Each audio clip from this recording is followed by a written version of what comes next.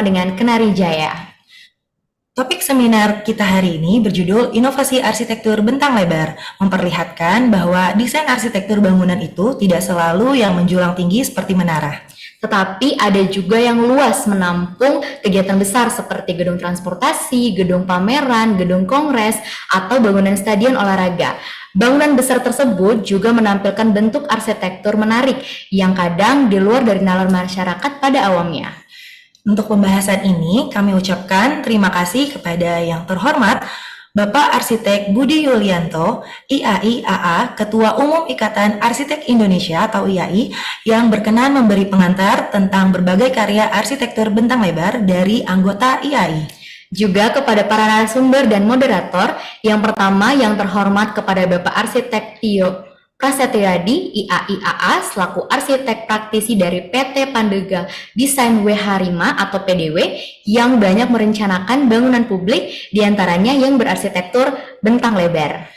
Yang terhormat Bapak Insinyur Jimmy S. Juwana, MSAE, selaku praktisi bangunan gedung dari Universitas Trisakti yang mendalami sistem struktur dan konstruksi bangunan tinggi dan bentang lebar. Yang ketiga, yang terhormat kepada Ibu Arsitek Irma R. Permadi, STM Ars, MMIAI HDII, selaku praktisi arsitektur dari PT Nata Ruang Karsa Cipta Utama atau NRKU, yang hari ini akan menjadi moderator seminar. Tidak lupa juga kepada yang terhormat Bapak Hendra Buntara Syarifuddin, co-founder dan CEO PT Kenari Jaya Prima, Ibu Sri Murdiningsih selaku pemimpin redaksi majalah Astrinesia, dan Bapak Henry Syarifuddin selaku Direktur PT Kenari Jaya Prima, dan kepada Bapak Bendang Sutrisno IAI selaku koordinator penyelenggara seminar. Selamat datang dalam Seminar Inovasi Arsitektur Bentang Lebar. Baik Bapak dan Ibu sekalian, sebelum kita memulai seminar kali ini, marilah kita menyanyikan lagu nasional Bagimu Negeri.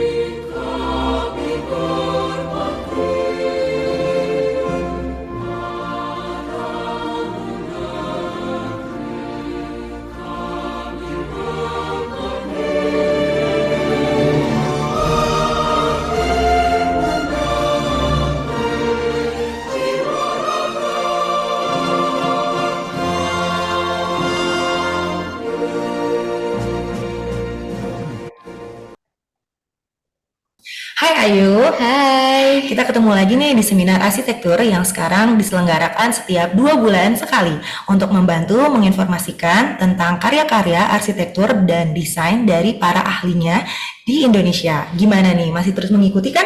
Iya dong, Vin. Seminar ini selain bermanfaat untuk menambah informasi dan pengetahuan kita yang awam, juga bisa menjadi referensi bagi para profesional arsitek dan desainer maupun generasi mudanya yang masih bersemangat mengembangkan desain arsitekturnya. Nah, kalau begitu tidak salah jika majalah Astrinesia dan Kenari Jaya menampilkan seminar tentang keindahan kolaborasi desain arsitektur dan konstruksinya yang berjudul Inovasi Arsitektur Bangunan Bentang Lebar. Betul banget, Vin. Membaca judulnya aja dan pengantar seminar tadi, kebayang akan gedung-gedung berskala besar yang indah dan mengagumkan seperti bangunan parlemen DPR sampai dengan MPR, stadion olahraga, gedung bandara, jarang dibahas sekali untuk masyarakat pada umumnya yang ingin tahu juga filosofi perencanaan dan teknis pengerjaannya. Pasti nggak mudah ya.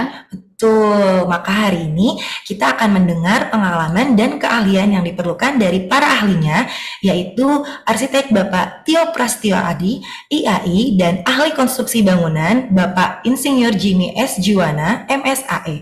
Masukan beliau penting nih untuk memberikan inspirasi yang inovatif, terutama bagi mahasiswa arsitektur dan teknik sipil, serta kalangan profesional dan pemerhati bangunan bertingkat tinggi dan bentang lebar. Semoga seminar kali ini menarik juga bagi masyarakat yang awam, tapi bisa menikmati suasana bangunan arsitektur bentang lebar yang dirancang dengan desain dengan desain menarik sebagai ikon arsitektur di suatu kawasan baru. Baiklah, kalau begitu segera kita ikuti seminarnya untuk mengenai karya arsitektur yang selalu menarik. Yuk, semoga ilmu dan pengetahuan kita semakin bertambah ya. Baiklah, sekarang kami sampaikan informasi bahwa seminar ini bisa disaksikan juga melalui live YouTube Kenari Jaya. Materi narasumber akan dibagikan kepada peserta dan dikirim bersama sertifikat seminar melalui email yang sudah terdaftar. Kehadiran peserta sudah tercatat sehingga tidak perlu ada absensinya kembali. Dan pada seminar kali ini akan disediakan juga nih door prize berupa 5 buah power bank, 5 buah jam meja kerja dari kulit, 1 set handle pintu lengkap dari Kenari Jaya, serta 2 buah buku tentang panduan rancangan integrasi sistem dan bangunan tinggi dan konstruksi berkelanjutan karya Bapak Insinyur Jimmy S. Juwana MSAE. Baik, kini kami akan mengundang wakil penyelenggara seminar yaitu Bapak Bambang Sutrisno IAI untuk dapat menyampaikan sambutannya. Kepada Bapak kami persilakan.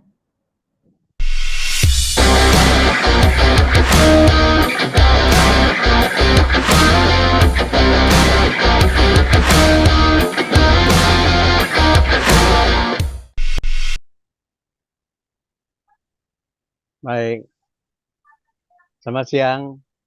Assalamualaikum warahmatullahi wabarakatuh. Salam sejahtera, Om Swastiastu, Namo Buddhaya, dan salam kebajikan.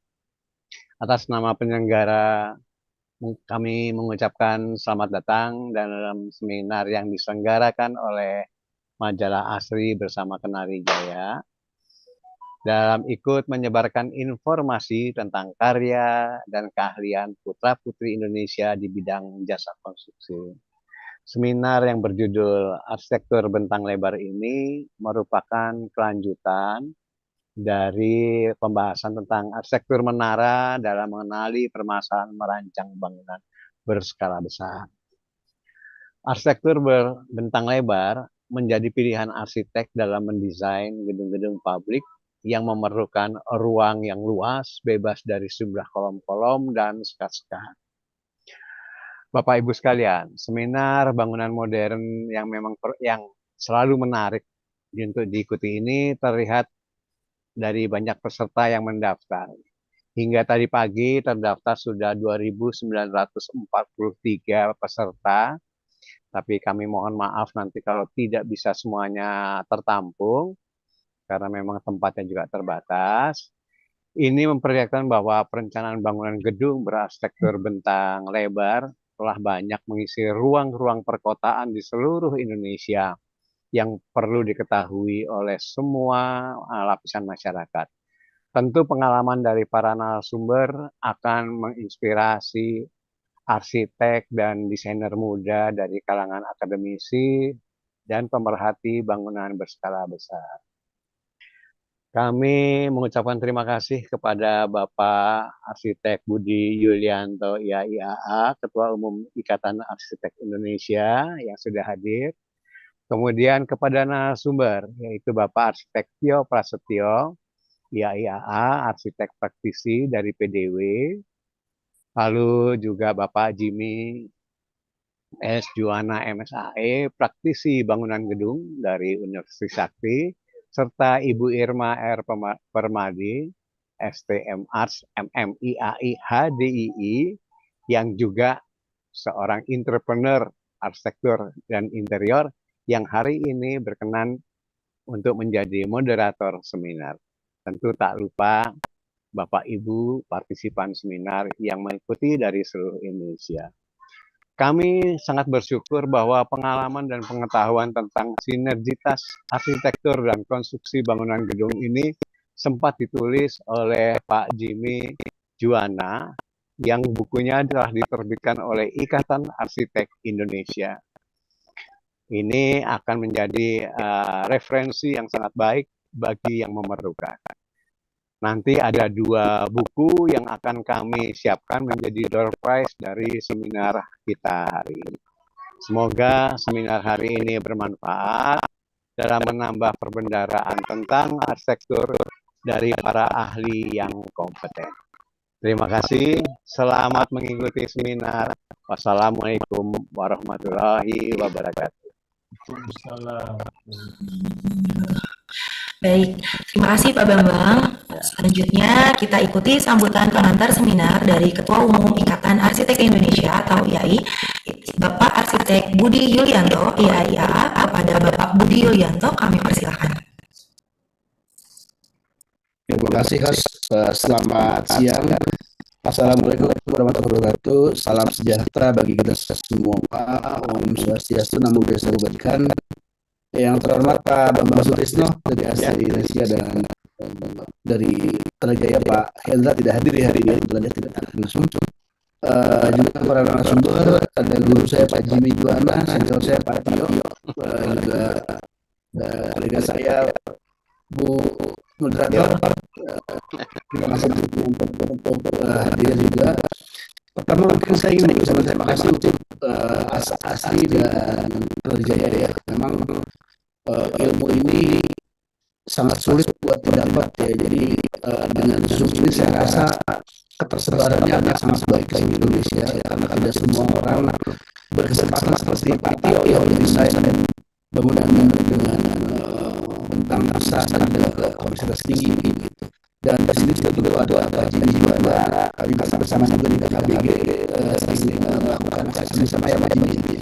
Saya belajar dari juga tentang bagaimana mereka sebuah dalam berdua gitu. Karena memang dari arsitek itu seorang arsitek bukan hanya sama-sama lama ya, tapi bagaimana dia bertanggung jawab terhadap desainnya ini penting karena arsitek merupakan profesi yang realisasi gitu.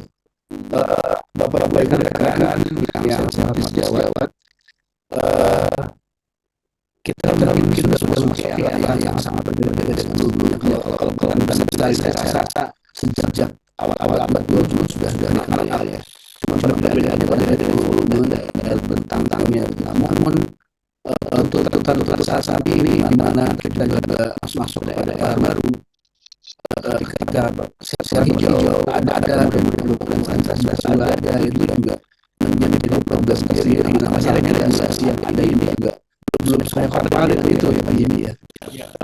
Seperti banyak kebakaran itu kita masih bicara gedungnya ke atas bukan samping gitu. Karena jadi yang banyak untuk bangunan berbesar dengan tinggi gitu ya.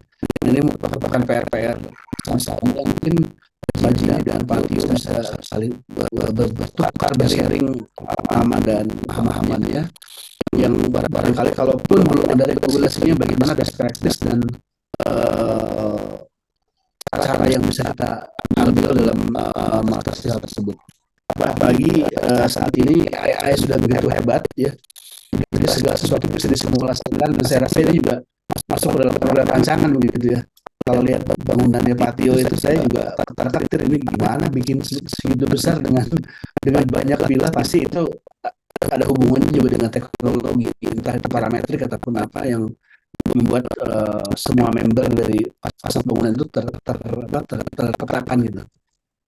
Satu lagi mungkin kinetik Pak ya, kinetik arsitektur juga menjadi bagian yang mungkin jadi bagian yang tidak akan terpisahkan dari sebuah bangunan bentang besar di kemudian hari, karena selain juga mempercantik fasad barangkali itu juga punya fungsi secara fisika bangunan untuk bisa menambah kriteria hijau dari gedung tersebut. Demikian barangkali saya tidak bisa banyak menyampaikan tambahan, sudah cukup expertnya 2 orang di sini yang bisa kita gali bersama. Namun saya berharap Arsi Indonesia dan Kenaria tidak berhenti di sini Pak, nanti kita akan bisa punya bahasan yang lain yang informasinya bisa sama-sama dibagi untuk teman-teman kita di se-Indonesia. Semoga acara itu dengan lancar, kita diberikan kesehatan, jangan lupa kopi karena cukup panjang ini perjalanan. Dan sukses selalu untuk Kenaria dan Indonesia dan semua teman-teman yang di sini. Ya. Terima kasih. Wassalamualaikum warahmatullahi wabarakatuh. Waalaikumsalam warahmatullahi wabarakatuh.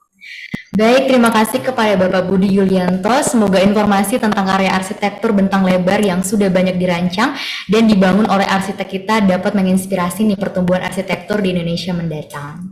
Bapak dan Ibu peserta seminar, marilah kita masuk dalam kegiatan seminar. Sebelumnya, kami akan membacakan tata tertib seminar. Yang pertama, mohon kepada semua partisipan untuk dapat mute mikrofon dan mematikan video. Lalu yang kedua, pertanyaan disampaikan melalui ruang chat. Yang ketiga, setiap pertanyaan terpilih akan mendapatkan hadiah door prize nantinya. Dan yang keempat, bertutur kata dan berpakaian sopan pada saat seminar. Yang kelima, kolom chat hanya akan dipergunakan untuk komunikasi atau bertanya terkait tentang materi webinar, tidak untuk hal lain di luar dari webinar. Kini kami akan mengundang moderator seminar yaitu Ibu Arsitek Irma R. Permadi IAI untuk dapat memimpin seminar. Namun sebelumnya kami akan membacakan profil singkat beliau sebagai berikut. Ibu Arsitek Irma R. Permadi ST MArs MMIAI HDII selaku founder Nata Ruang Group pernah menempuh pendidikan S1 Arsitektur Fakultas Teknik Institut Teknologi Nasional ITNAS Bandung, S2 sebagai Magister Manajemen Sumber Daya Manusia di Universitas Esa Unggul, yang selanjutnya Magister Arsitektur Universitas Pendidikan Indonesia atau UPI Bandung. Kemudian untuk saat ini masih dalam tahap studi sebagai Doktor Manajemen di Universitas Esa Unggul Jakarta. Lalu untuk Ibu Irma juga mempunyai pengalaman organisasi, yaitu Ikatan Arsitek Indonesia atau IAI Jakarta, lalu Himpunan Desainer Interior Indonesia atau HDII di pusat sebagai bendahara. Lalu yang ketiga, Himpunan Teknik Iluminasi Indonesia atau HTII Jakarta. Yang keempat, Ikatan Ahli Bangunan Hijau Indonesia atau IABHI Jakarta. Persatuan Insinyur Indonesia atau PII, lalu Asosiasi Simulasi Kinerja Bangunan Indonesia atau ASKIBI, lalu Perkumpulan Teknik Pelayanan Kesehatan Indonesia atau PTPI, lalu Perkumpulan Alumni Arsitektur ITENAS atau PAI sebagai sekjen dari 2021 hingga 2024. Beliau juga memiliki beberapa pengalaman profesional di mana di 2019 sebagai tim penyusun SKKNI yaitu Standar Kompetensi Kerja Nasional bidang desain interior Kementerian Tenaga Kerja RI, di 2005 sampai dengan sekarang sebagai Prinsipal Arsitek Nata Ruang by Irma R. Permadi, di 2023 sampai dengan 2028 sebagai tim skema sertifikasi PT LPSDII sebagai desain interior, di 2023 sampai dengan sekarang sebagai tim leader konsultan MK dan tenaga ahli interior di beberapa bangunan umum dan komersial, di 2024 sampai dengan 2029 sebagai asesor Badan Nasional Sertifikasi Profesi BNSP bidang desain interior dan dosen tamu bidang arsitektur di berbagai universitas dalam negeri. Beliau juga sering mengisi seminar dan talk show, salah satunya adalah di tahun 2019 sebagai pembicara forum talk show Woman Architect Inspiring Facing Indonesia in Industry 4.0 era Indo-Baltic Jakarta. Lalu di 2021 sebagai ketua panitia pelaksana sayembara kompetisi desain handle pintu Kenari Jaya Award. Dan beliau juga masih mengisi sebagai moderator dan narasumber berbagai seminar arsitektur dan desain interior hingga saat ini. Baik, tanpa berlama-lama lagi kepada Ibu Irma R. Permadi, kami persilahkan untuk dapat memimpin jalannya seminar hari ini. Silakan Ibu. Terima kasih dua MC yang luar biasa, Mbak Vina dan Mbak Ayu.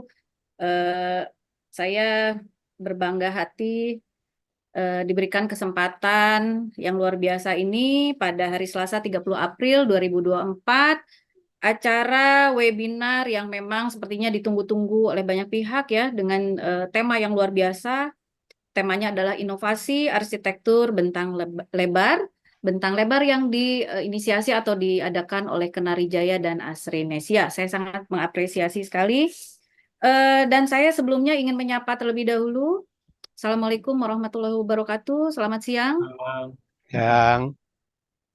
Yang saya hormati, saya ingin menyapa terlebih dahulu Bapak Hendra Sarifudin, kemudian kepada Pak Henry Sarifudin dari Kenari Jaya, beserta seluruh tim keluarga besar Kenari Jaya. Salam hormat saya untuk Pak Bambang Sutrisno dari Asrinesia, kemudian Ibu Sri Murdiningsih dari Asrinesia. Selamat siang Ibu.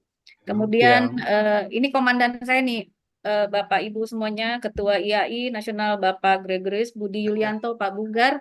Selamat siang Pak, salam sehat. Siang Pak Bu Irma, terima kasih. Iya, kemudian narasumber yang saya muliakan, Bapak Jimmy Juwana. Selamat siang Bapak. Siang. Apa kabar, Bu? Kemudian untuk Bapak Tio Prasetyo Hadi, selamat siang Pak Tio. Selamat siang, Bu Irma. Siap. Dah, bahagia sekali saya sebagai moderator siang hari ini, semua komplit. Dan saya ingin juga menyapa para praktisi yang hadir di webinar pada siang hari ini, kemudian para akademisi dari seluruh perguruan tinggi arsitektur di Indonesia, kemudian mahasiswa, kemudian para pemerhati bangunan berskala besar yang tentunya sudah meluangkan waktu di siang hari ini untuk mengikuti webinar dengan tema inovasi arsitektur bentang lebar, di mana tentunya pengalaman yang luar biasa dan pengetahuan dari para narasumber ini akan memperkaya atau pembendaharaan arsitektur kita semua. Saya begitu ditugaskan oleh Asri Nesria dan Kenari Jaya untuk membawa menjadi moderator di acara ini, bahagia sekali karena banyak sekali memang betul bangunan bentang lebar ini mulai mengisi ruang-ruang perkotaan di Indonesia dan bisa menjadi arsitektur ikonik ya di suatu negara. Banyak sekali contohnya yang seperti Bapak Ibu bersama ketahui. Kalau di Indonesia itu ada gedung MPR DPR, kemudian Gelora Bung Karno, ada Jakarta International Stadium, kemudian ada Teater IMAX Keongmas di Taman Mini Indonesia Indah, di mana menggunakan arsitektur analogi semiotik dan merupakan salah satu kubah beton terbesar di Indonesia saat itu. Kemudian ada juga Convention Center Yayasan Pendidikan Telkom, di mana menggunakan arsitektur analogi tunas muda daun. Kemudian ada beberapa karya Pak Tio yang nanti beliau akan berbagi pengalamannya. Salah satunya adalah tadi JIS dan JIEP ya, Jakarta International Equatorium di Park di Pulau Mas, atau kita kenal dengan area pacu kuda di Pulau Mas. Itu baru di Indonesia dan mulai banyak sekali. Sedangkan di luar negeri ini banyak juga kita ketahui bangunan bentang lebar yang ikonik ini seperti Sydney Opera House, kemudian Abu Dhabi International Airport, Garden by the Bay di Singapura. Kemudian ada salah satu karya Zaha Hadid almarhum ya, Al-Wakrah Stadium di Doha, di mana transformasi bentuk layar kapal tradisional Arab menarik sekali menggunakan struktur kabel. Jadi tidak salah webinar yang diangkat oleh Kenari Jaya dan Asri Nesia ini sangat menarik sekali, inovasi arsitektur bentang lebar, karena di situ ada korelasi antara bentuk, struktur, dan konstruksi. Nah, ini akan dibahas nanti dikupas tuntas oleh Pak Jimmy Juwana, guru kita di bidang struktur dan konstruksi ini, Pak. Saya sudah tidak sabar nih, saya akan membacakan. Izin Pak Jimmy, saya akan membacakan CV singkat Bapak. Pak Jimmy Juwana, MSAE.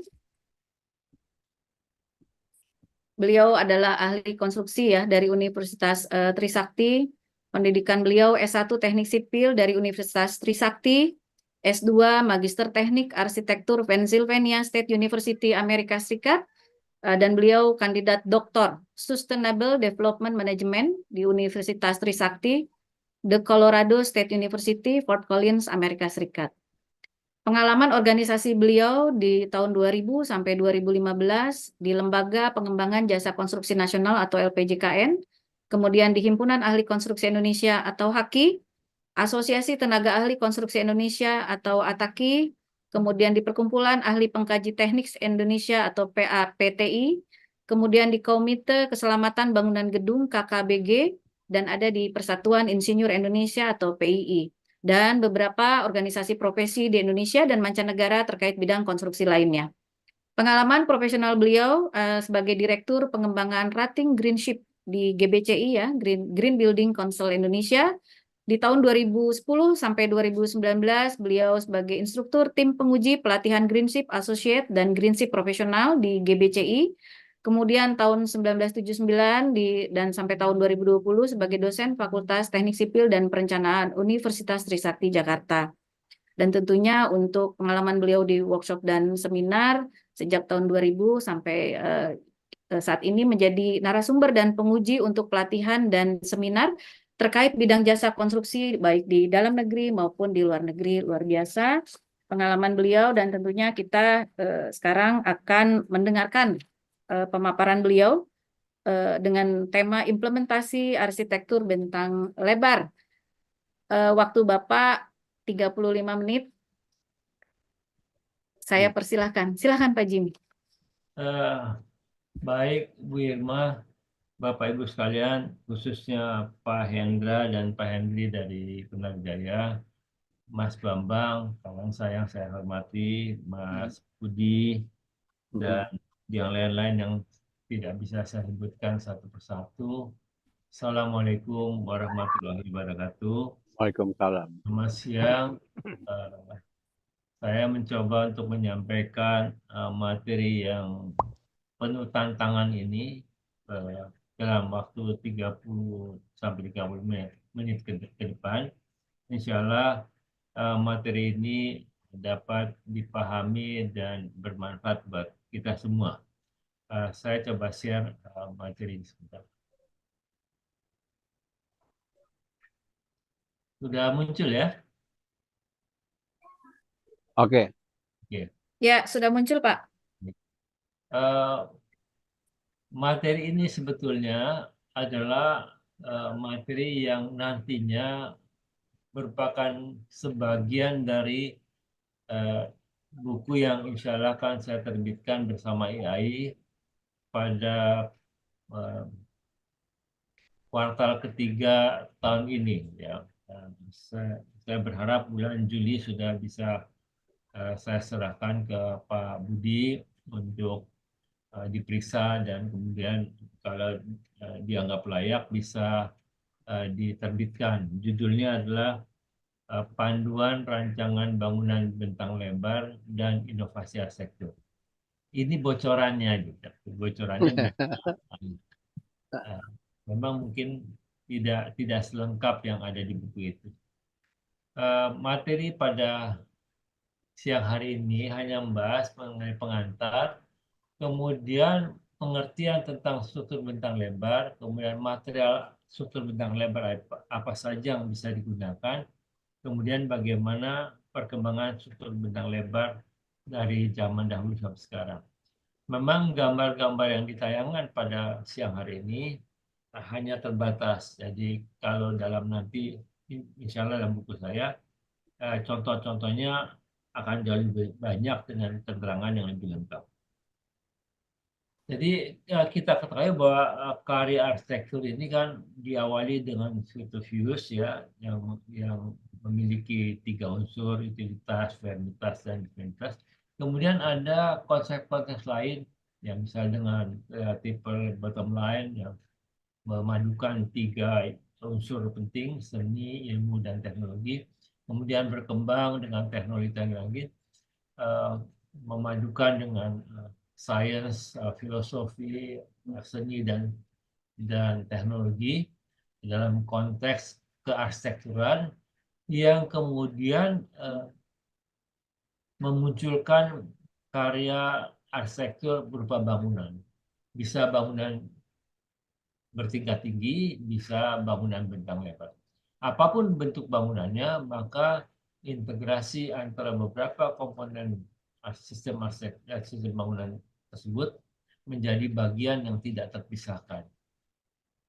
Dalam konteks struktur, ini adalah beberapa definisi yang ingin saya titik beratkan bahwa sementara ini struktur bangunan bentang lebar didefinisikan jika jarak kolom antara kolom itu lebih dari 20 meter. Meskipun pada awal perkembangan bangunan bentang lebar ini, bentang tersebut mungkin kurang dari 20 meter, tapi cikal bakalnya adalah 20 meter. Ini adalah gambaran seluruh sistem struktur yang ada di bangunan gedung, baik lebar maupun tinggi, rangkuman dari Waldbaumschuler ya, bahwa ini bisa ortogonal, bisa radial, bisa segitiga, bisa diagrit, dan sebagainya. Kemudian membentuk variasi dan ragam struktur yang beraneka ragam, baik dalam konteks konfigurasi mendatar, dalam konteks dana bangunan maupun dalam konteks potongan dan tampilan bangunan 3 dimensi. Pada dasarnya ada beberapa karakteristik, bisa berbentuk linier, bisa berbentuk vektor, bisa bentuk member, bisa berupa badan bangunan, bisa berupa permukaan, baik atau berupa benda-benda yang menggunakan material lentur. Jadi ini adalah beberapa sistem struktur yang sering digunakan pada bangunan bentang lebar, mulai dari yang paling sederhana, yaitu balok, kemudian berkembang menjadi rangka batang, dan sebagainya. Yang nanti akan saya coba jelaskan mengapa ada metamorfosis dari mulai balok menjadi bentuk-bentuk yang lebih komprehensif. Pada dasarnya, bangunan itu dimulai dengan balok di atas 2 perletakan. Nah, ini kita coba lihat pada sisi yang teoritis ya, dari segi mekanika teknis. Kita lihat bahwa pada balok di antara 2 perletakan dengan beban terbagi rata, maka terdapat momen maksimum di tengah bentangan 1/8 kL². Itu adalah beban terbagi. Tapi kemudian kalau bangunan statis tertentu menjadi bangunan statis tertentu, maka akan terjadi pergeseran momen maksimumnya. Jadi momen maksimum yang terjadi antara garis-garis virtual tetap 1/8 kL², tetapi pada dasarnya dengan ada tambahan perletakan, maka pada tengah-tengah bentangan momen itu berkurang dari 1/8 kL². Oleh karena itu, mengapa kemudian bangunan dengan konstruksi statis tertentu lebih dipilih dibandingkan bangunan statis tertentu, karena momen yang terjadi lebih kecil dibandingkan pada konstruksi statis tertentu. Yang pertama. Yang kedua adalah konstruksi linear, artinya rata, tidak berlipat, tidak tertekuk, itu lebih boros dibandingkan dengan yang ditekuk atau lipat. Jadi kalau kita lihat pada kotak merah itu, kita lihat bahwa pada gambar yang paling kanan, dengan kita ini sama-sama 2 perletakan, tapi begitu balok itu ditekuk ke atas, maka terlihat bahwa ada pengurangan bidang momen karena tekukan tadi menyebabkan adanya distribusi momen pada titik puncak tadi. Begitu juga kalau ditekuk 2 kali, maka dia akan bertambah kecil momennya. Sehingga kalau kemudian berkembang menjadi bentuk lengkung, karena lengkung itu adalah merupakan tekukan yang tidak berhingga. Dengan demikian praktis pada bangunan lengkung, momen yang terjadi menjadi sangat kecil atau bisa dikatakan sama dengan nol. Dengan demikian logis kalau kemudian bangunan lengkung itu dimensi platnya menjadi lebih tipis.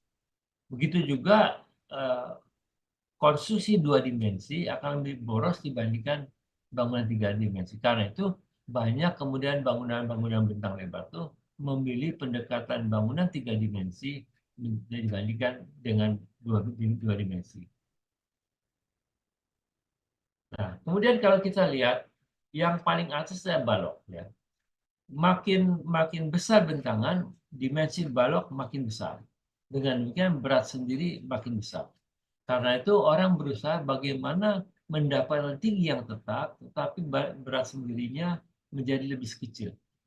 Dengan cara membuat balok tadi dilubangi berbentuk rangka. Karena itu kemudian ada istilah dari balok menjadi rangka bidang, plain truss. Nah, kemudian plain truss ini kan statis tertentu. Kita tahu tadi statis tertentu lebih boros dibandingkan dengan statis tertentu. Kemudian truss tadi kemudian dijadikan frame, dijadikan portal. Karena portal umumnya statis tertentu. Jadi dengan demikian ada 2 keuntungan. Pertama, dengan membuat balok menjadi rangka tadi mengurangi berat sendiri. Kemudian statis tertentu menjadi statis tertentu akan mengurangi momen yang terjadi. Dengan demikian kita mendapatkan 2 penghematan, dengan demikian kita mendapatkan efisiensi lebih besar. Kemudian kita lihat apa bedanya portal dengan rangka. Kalau rangka itu titik bukulnya, titik simpulnya adalah sendi. Jadi kalau tidak ada perkuatan diagonal, maka strukturnya menjadi tidak stabil. Tapi kalau dia portal, maka titik simpulnya berupa kaku, ya, sehingga dia mampu menahan momen. Dengan demikian meskipun ada beban dari horizontal, bangunan tadi tetap bisa bertahan. Dari gambaran tadi, maka kemudian kita lihat bahwa tadi kita bicarakan juga bahwa 3 dimensi lebih hemat dibandingkan 2 dimensi lebih hemat dari 1 dimensi. Inilah gambaran mengapa kemudian balok berubah menjadi plat menjadi cangkang atau shell. Ya, kemudian plat datar menjadi plat lengkung, kemudian plat lengkung 2 dimensi kalau diputar menjadi kubah 3 dimensi. Jadi inilah perjalanan struktur bentang lebar.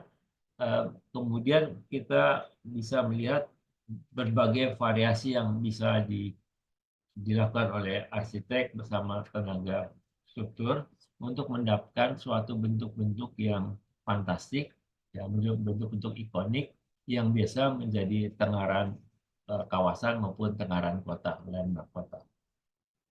Ini kemudian berikutnya adalah bentuk lain di samping tadi balok dan rangka, kemudian ada juga bentuk struktur bentang lebar yang menggunakan kabel.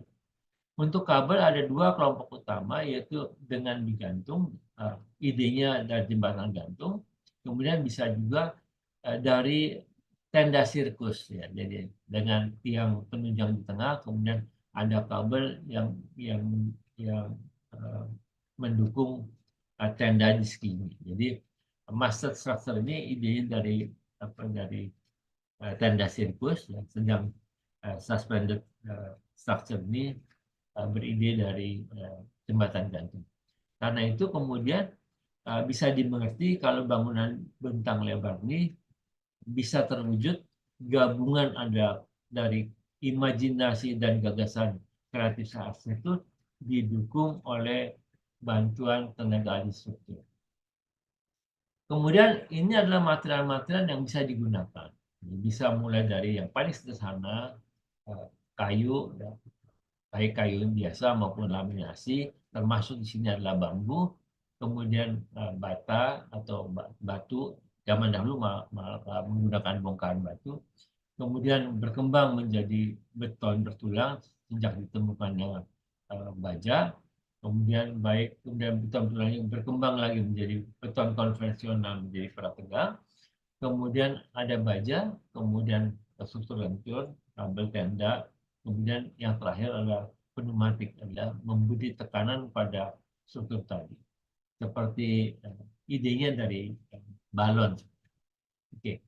Ini adalah contoh-contoh dari bangunan dari kayu. Jadi, bangunan kayu ini yang paling gampang kalau di Indonesia adalah Aula Barat ITB.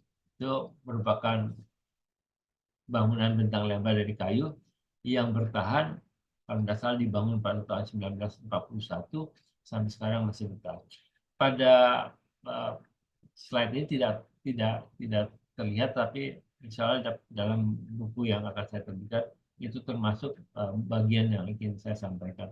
Jadi yang kiri atas adalah bangunan di Spanyol, adalah bangunan kayu bentang lebar yang terbesar dan mungkin juga terindah, yang merupakan kalau kita lihat ini kan gabungan antara struktur, sculpture, dan arsitektur. Jadi, dan yang bagian bawah, kalau yang tengah itu kita bisa, ini ada bagian dari karakter arsitek Sahadid, ya, yang menggunakan bangunan-bangunan streamline itu dari kayu dan biasanya menggunakan laminasi. Lamela yang kiri bawah atau yang kanan ke bambu. Nanti kita lihat. Kemudian beton bisa kakas in situ, pracetak maupun prefabrikasi.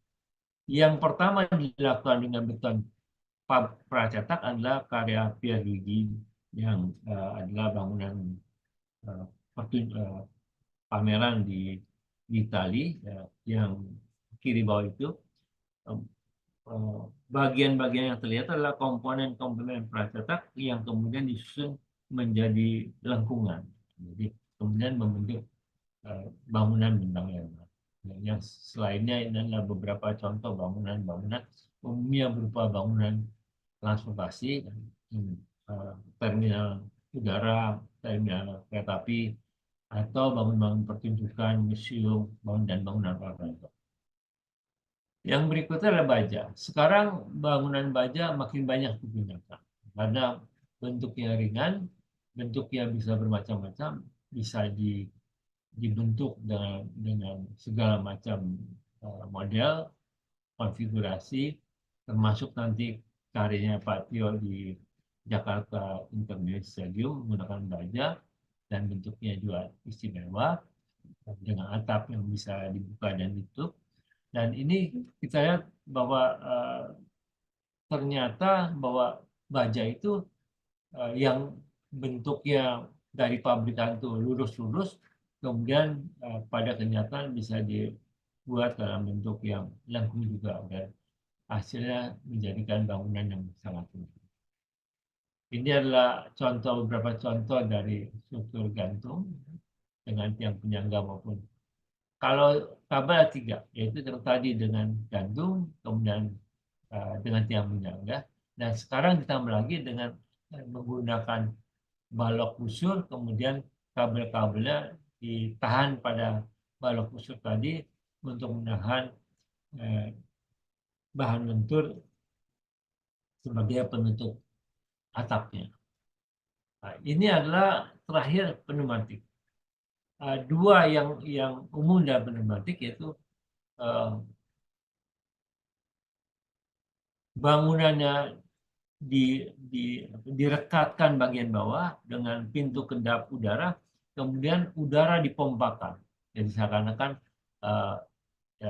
ini balon ya, seperti niup balon, kemudian lama-lama berkembang, atau struktur melengkungnya itu berupa kesatuan antara kolom dan atap tadi berupa balon, seperti kalau kita lihat badut meniup balon yang panjang itu yang bisa dijadikan seperti bentuk binatang dan sebagainya.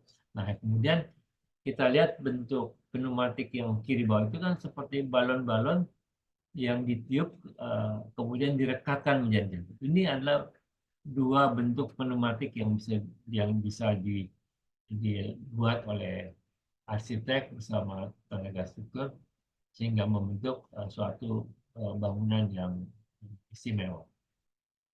Dan kalau kita lihat perkembangannya, ini sebetulnya dimulai dengan kubah Pantheon di Roma, dibangun pada 120-an Masehi. Ini adalah pertama kali bangunan bentang lebar yang masih ada saat ini, radius kubahnya 43 meter. Ini adalah bangunan non perkuatan, jadi kubahnya tidak menggunakan beton-beton, tapi campuran dari beton ringan dan bata. Jadi dengan lubang cahaya di bagian atasnya. Dan ini adalah salah satu karya bangunan kuno zaman Romawi yang masih bertahan, yang menjadikan daya tarik kota Roma.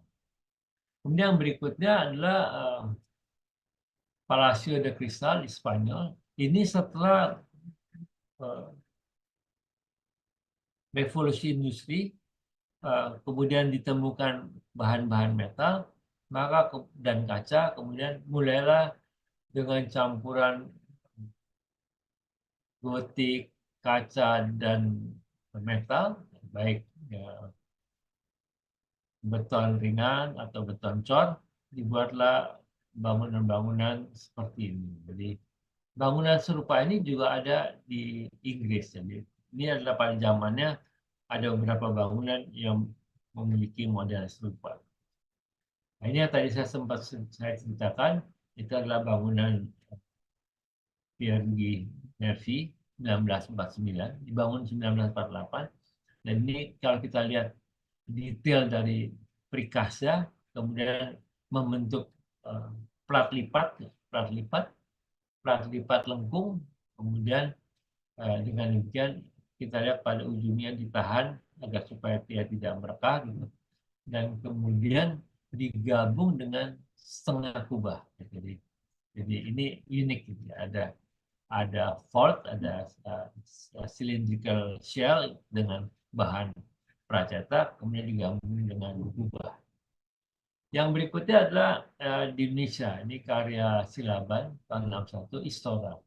Jadi, meskipun rangkanya menggunakan rangka baja, tetapi menggunakan faham plat lipat. Jadi ini adalah ide plat lipat, kemudian digabungkan dengan kepraktisan membangun, kemudian menjadilah bangunan Istora Senayan yang menjadi ikon penyelenggaraan bulu tangkis mancanegara. Jadi banyak pemain-pemain bulu tangkis mancanegara agak sedikit gemetaran kalau bertanding di Istora. Ya, bertanding di Istora seperti bertanding di neraka katanya. Karena adalah satu tempat arena badminton yang legendaris. Kemudian ini adalah di Berlin. Ya, tadi kita lihat yang di Spanyol dengan di Berlin hampir sama. Karena bedanya tidak begitu banyak, tapi modelnya hampir sama. Ini adalah bangunan botanikal di mana di dalamnya dipakai untuk semacam greenhouse gitu, yang digunakan untuk penelitian berbagai tanaman. Bahannya terdiri dari kaca dan metal. Berikutnya kemudian mulailah Buckminster Fuller ini mencoba membuat kubah tetapi dengan rangka baja.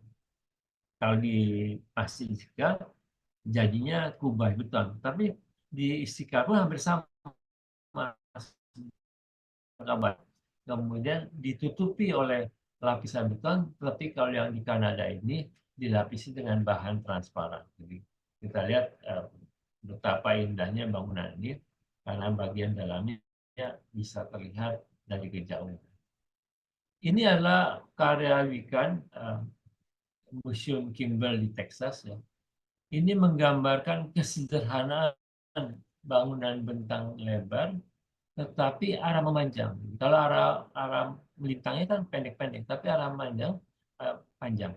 Dan kita lihat bahwa ada kesederhanaan dan keterpaduan di mana bangunan cylindrical shell ini dipadukan dengan sistem utilitas. Dan karena di museum di mana karyanya tidak bisa mendapatkan sinar matahari langsung, maka sinar matahari yang dari luar itu dipantulkan dengan logam reflektor sehingga masuk ke dalam ruangan menjadi sinar yang tidak langsung. Kemudian di antara dua unit bangunan tadi dijadikan area utilitas di mana saluran ventilasi dan AC bisa ditempatkan di sana. Berikutnya adalah Gunhall. Ini adalah di Harvard. Ini adalah bangunan program pascasarjana gabungan. Jurusan arsitektur, lanskap, perencanaan kota digabung. Jadi kalau kita lihat potongannya, maka ini ada ruang studio terbuka yang masing-masing lantainya merupakan bagian dari program studi yang berbeda. Saya tidak tahu persis mana bagian ruang studi pascasarjana arsitektur, mana bagian lanskap, mana bagian perencanaan kota.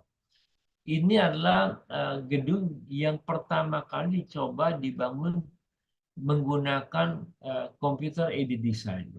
AutoCAD yang pertama, CAD versi 1 atau versi 2, mulai digunakan untuk mendesain bangunan di Harvard ini. Berikutnya adalah ini termasuk bangunan favorit saya. Ya. Ini termasuk ide yang cemerlang menurut saya karena dia mencoba memanfaatkan material sesuai dengan bentuknya. Jadi sebetulnya bangunan 20 lantai. Sampai sekarang ini hanya dibangun 10 lantai. Yang 10 lantai ke atas tidak jadi dibangun, entah mengapa. Kalau kita lihat bagian bawah dia menggunakan kabel, karena kabel kuat tarik maka arah lengkungannya mendekati garis tarik. Kemudian seluruh lantai-lantainya tadi digantungkan pada kabel tadi, ditumpu pada gantungan kabel. Jadi kalau kita lihat arah melintang, tidak ada kolom-kolom di tengahnya. Nah, kemudian rencananya pada bagian atas, lengkungan itu menggunakan balok beton yang tahan tekan. Karena itu lengkungannya mengikuti garis tekan. Dengan demikian akan terjadi efisiensi material yang bukan main. Kemudian sebagai peralihannya antara garis tekan dan garis tarik tadi menggunakan rangka mirip jembatan. Jadi kalau kita lihat ada dua pier kiri kanan, kemudian ada konstruksi jembatan, kemudian pier tadi difungsikan sebagai penopang struktur sekaligus menjadikan bagian lantai dasar di bagian street level tadi menjadi ruang publik. Kita lihat di Amerika rata-rata bangunan-bangunan bertingkat aktivitas mulai di lantai berikutnya karena lantai dasar merupakan lantai interaksi sosial antara gedung dengan masyarakat sekitar sehingga dibuat transparan. Malah di sini di kiri kanan itu adalah jalan yang membelah di kota Minneapolis ini. Yang berikutnya adalah karya Norman Foster. Ini adalah sekolah seni rupa dan sekaligus gedung serbaguna. Dan pertama kali dicoba bahwa gedung ini kemudian kelihatan sangat maskulin, sangat teknis. Seluruh instalasinya terlihat, ya diperlihatkan utilitasnya, saluran AC-nya, instalasi pencahayaan semua terlihat, sehingga sangat membantu mahasiswa untuk belajar karena semua bangunan dan utilitas bisa terlihat sebagai bagian pembelajaran. Karena itu memang mendesain bangunan di kampus itu menjadi sulit karena akan menjadi bangunan objek pembelajaran. Jadi mahasiswa bisa belajar hal-hal yang benar. Tapi sayangnya kampus-kampus di Indonesia bangunannya kalau kita lihat menjadi bagian pembelajaran dari contoh-contoh yang keliru. Ya, ini agak dilematis dan memprihatinkan. Kemudian ini termasuk bagian dari bangunan yang saya sukai. Di samping bangunan bagian depannya, ini adalah dulu ada kantor pengadilan, kemudian berubah fungsi menjadi tempat pembelajaran. Kita lihat ada kombinasi antara struktur masif portal beton kemudian menjadi tumpuan rangka batang. Tetapi yang lebih menariknya pada bagian belakang bangunan ini ada tangga dan ram yang menyatu. Sehingga kita lihat bahwa ada tidak adanya diskriminasi antara kaum difabel dan orang normal untuk menggunakan ruang tangga yang sama. Ini ada di downtown kota Vancouver. Yang berikutnya ada ini adalah di Prancis ya. Bangunan ini sebetulnya bangunan monumental yang dipakai untuk tempat orang berkunjung. Kita lihat apa yang unik bahwa bagian atasnya adalah bisa dikunjungi. Jadi orang bisa melihat bagian atas, kemudian ada kiri kanan berupa ruangan-ruangan aktivitas yang bisa digunakan. Dan kalau kita lihat ada gabungan antara struktur lentur penutup bagian plasanya, kemudian ada struktur masif kotak itu yang megah, kemudian ada sirkulasi yang di tengah-tengahnya yang kecil sebagai tambahan lift di tengah-tengah bangunan yang megah ini. Ini adalah convention hall di San Diego. Pada saat waktu saya sekolah, bangunan ini kebetulan sedang dibangun, jadi saya sempat berkunjung pada saat bangunan ini dibangun. Istimewa, ya, jadi bangunan unik dengan atap lentur dengan jenis teflon baik dengan kabel yang ditahan oleh portal-portal segitiga di kiri kanannya, Kemudian uniknya di bagian bawah portal segitiga itu ada semacam eh, tabung transparan kayak lorong. Jadi sangat unik. Jadi kalau kebutuhan kesan jadi boleh begini. Kemudian ini juga karya Norman Foster. Nah, kita lihat bahwa disajikan bahwa kolom ini tidak hanya sekedar kolom mendukung struktur atasnya, tapi kolom ini dibuat menjadi rangka di mana di dalam kolom tadi dijadikan tempat yang bermanfaat. Ada yang digunakan buat telepon, ada tempat untuk ruang ATM dan sebagainya. Sehingga ada fungsi lain dari kolom ini di samping untuk mendukung atap atau beban di atasnya. Jadi ini dan kalau kita lihat bahwa di atas kolom itu ada semacam penyokong diagonal yang mengambil dari ide dari pohon. Pohon kan begitu, pokoknya kecil, kemudian rantingnya mengembang ke atas. Dan ada dua karya Nicholas Grimson yang akan saya sampaikan. Pertama ada stasiun Waterloo. Kalau kita lihat sebetulnya ini terjadi dua lingkaran, nah, lingkaran kecil dan lingkaran besar. Kemudian kedua lingkaran ini kemudian dipotongkan, tempat perpotongannya menjadi sendi. Jadi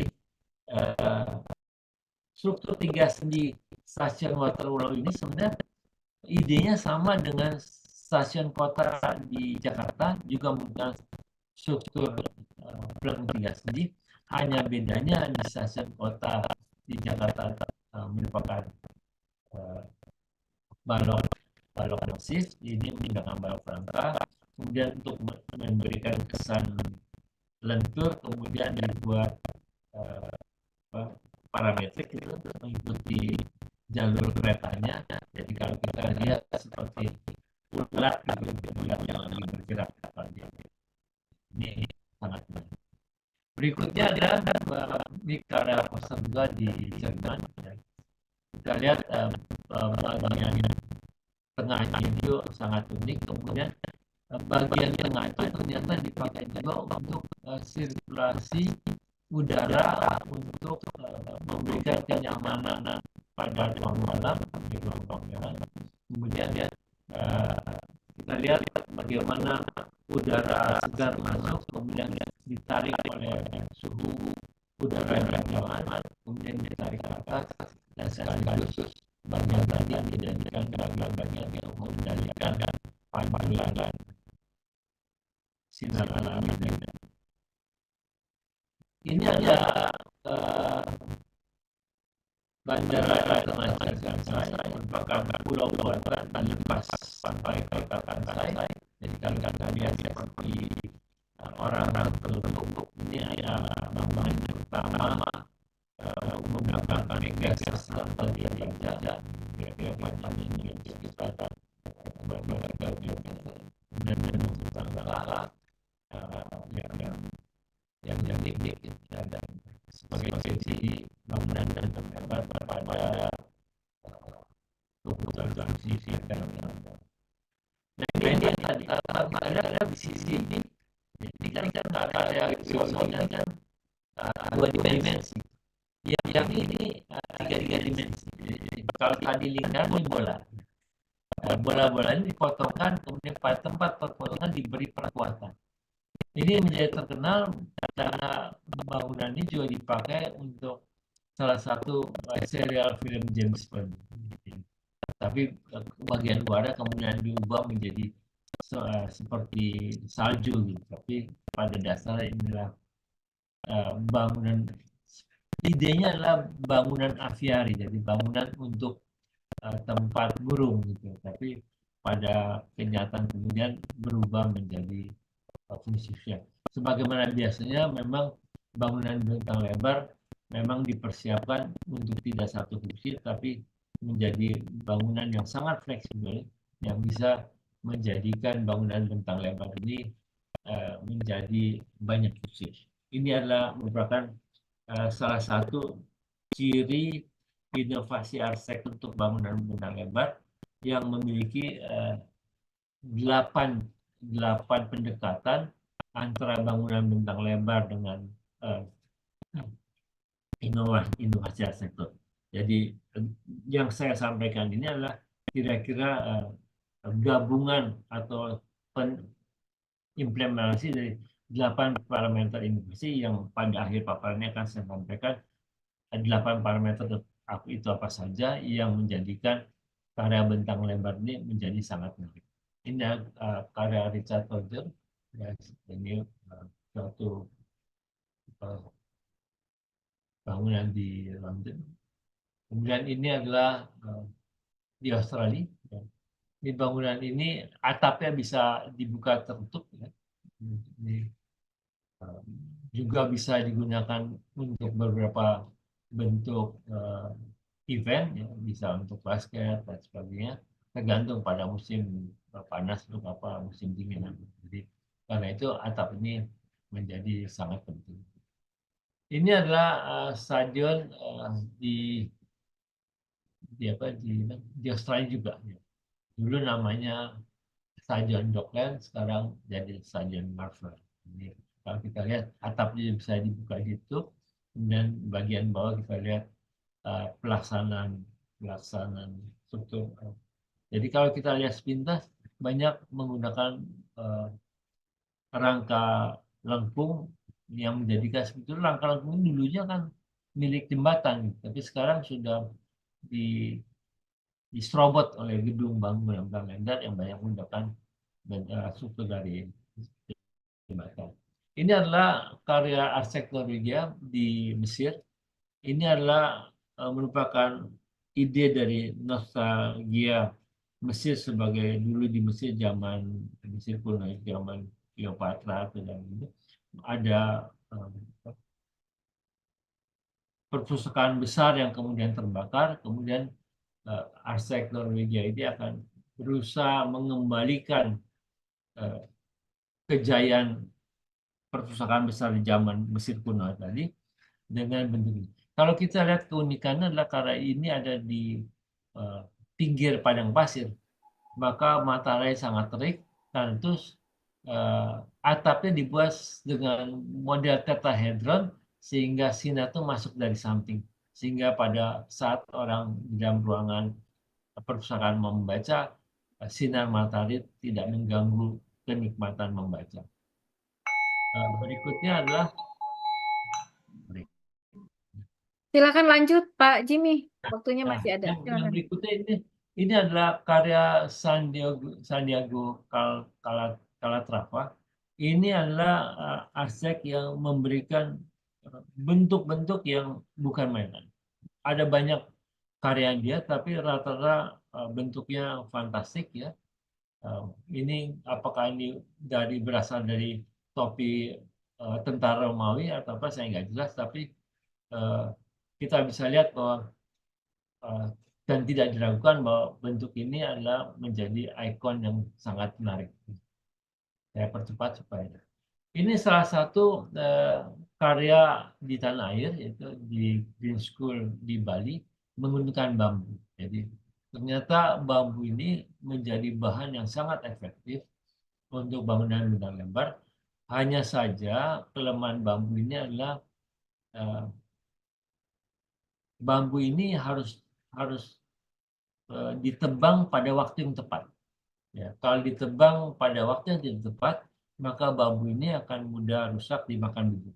Biasanya ditebang mendekati musim penghujan sebelum anak-anak rebung itu muncul.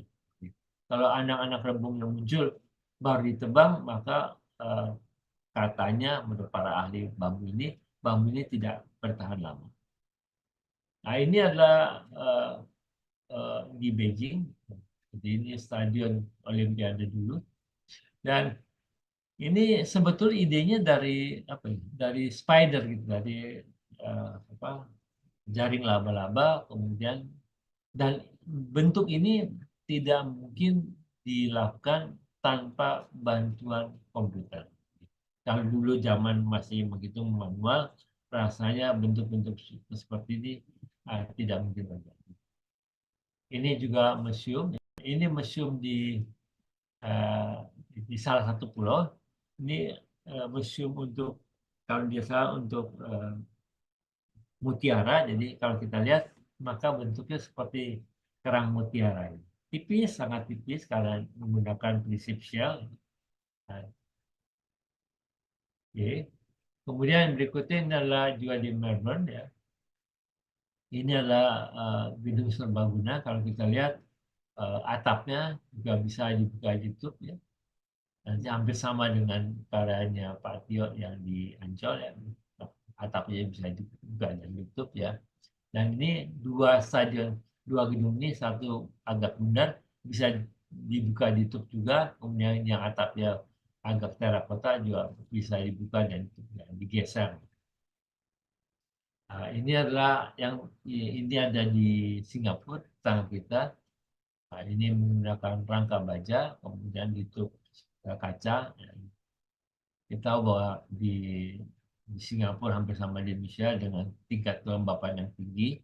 Dan kemudian problem utama bagaimana mengkondisikan udara di dalam gedung yang sangat lembab sehingga nyaman untuk dikunjungi oleh orang. Ini adalah pusat kebudayaan di Tiongkok. Sebetulnya idenya dari bambu, tetapi kemudian bentuk bambu tadi kemudian diubah menjadi pipa-pipa dan bentuk metal. Tapi kesan pertama orang berpikir ini adalah bangunan dari bambu. Kita lihat bagaimana bangunan-bangunan bentang lebar ini kemudian juga tidak melupakan dan mengintegrasikan dengan sistem sirkulasi dan utilitas pada bangunan itu. Ini gedung perpustakaan juga di Tiongkok. Kita lihat bangunan itu dilubangi, kemudian bagian lubang itu menjadi bangunan struktur bentang lebar yang berbentuk lingkaran. Jadi ini ide dari rumah-rumah tradisional Tiongkok yang pintu masuknya bundar, kira-kira begitulah. Jadi kemudian kita lihat banyak kombinasi struktur dan inovasi yang pada zaman dulu hanya impian, sekarang menjadi kenyataan. Ini adalah bangunan bertingkat tinggi di karya Sakdi. Ini gedung habitat ya, yang menjadi bentang lebar. Ini adalah bagian tengahnya yang berlubang tadi, merupakan jembatan antara unit bangunan satu dengan unit bangunan lain. Dan istimewanya di atasnya itu juga dibuat bangunan bertingkat. Jadi ini adalah semacam bangunan megastruktur dan bangunan bentang lebar terpadu sekaligus. Ini adalah bangunan di Kanada terbuat dari kayu. Ini ice hockey, semua dari bahan laminasi. Bentuknya sebenarnya sederhana ya. Bentuknya kalau lihat kita bentuk konfigurasinya hanya kotak saja, tetapi begitu kita masuk ke dalamnya maka kita lihat satu karya yang bukan main.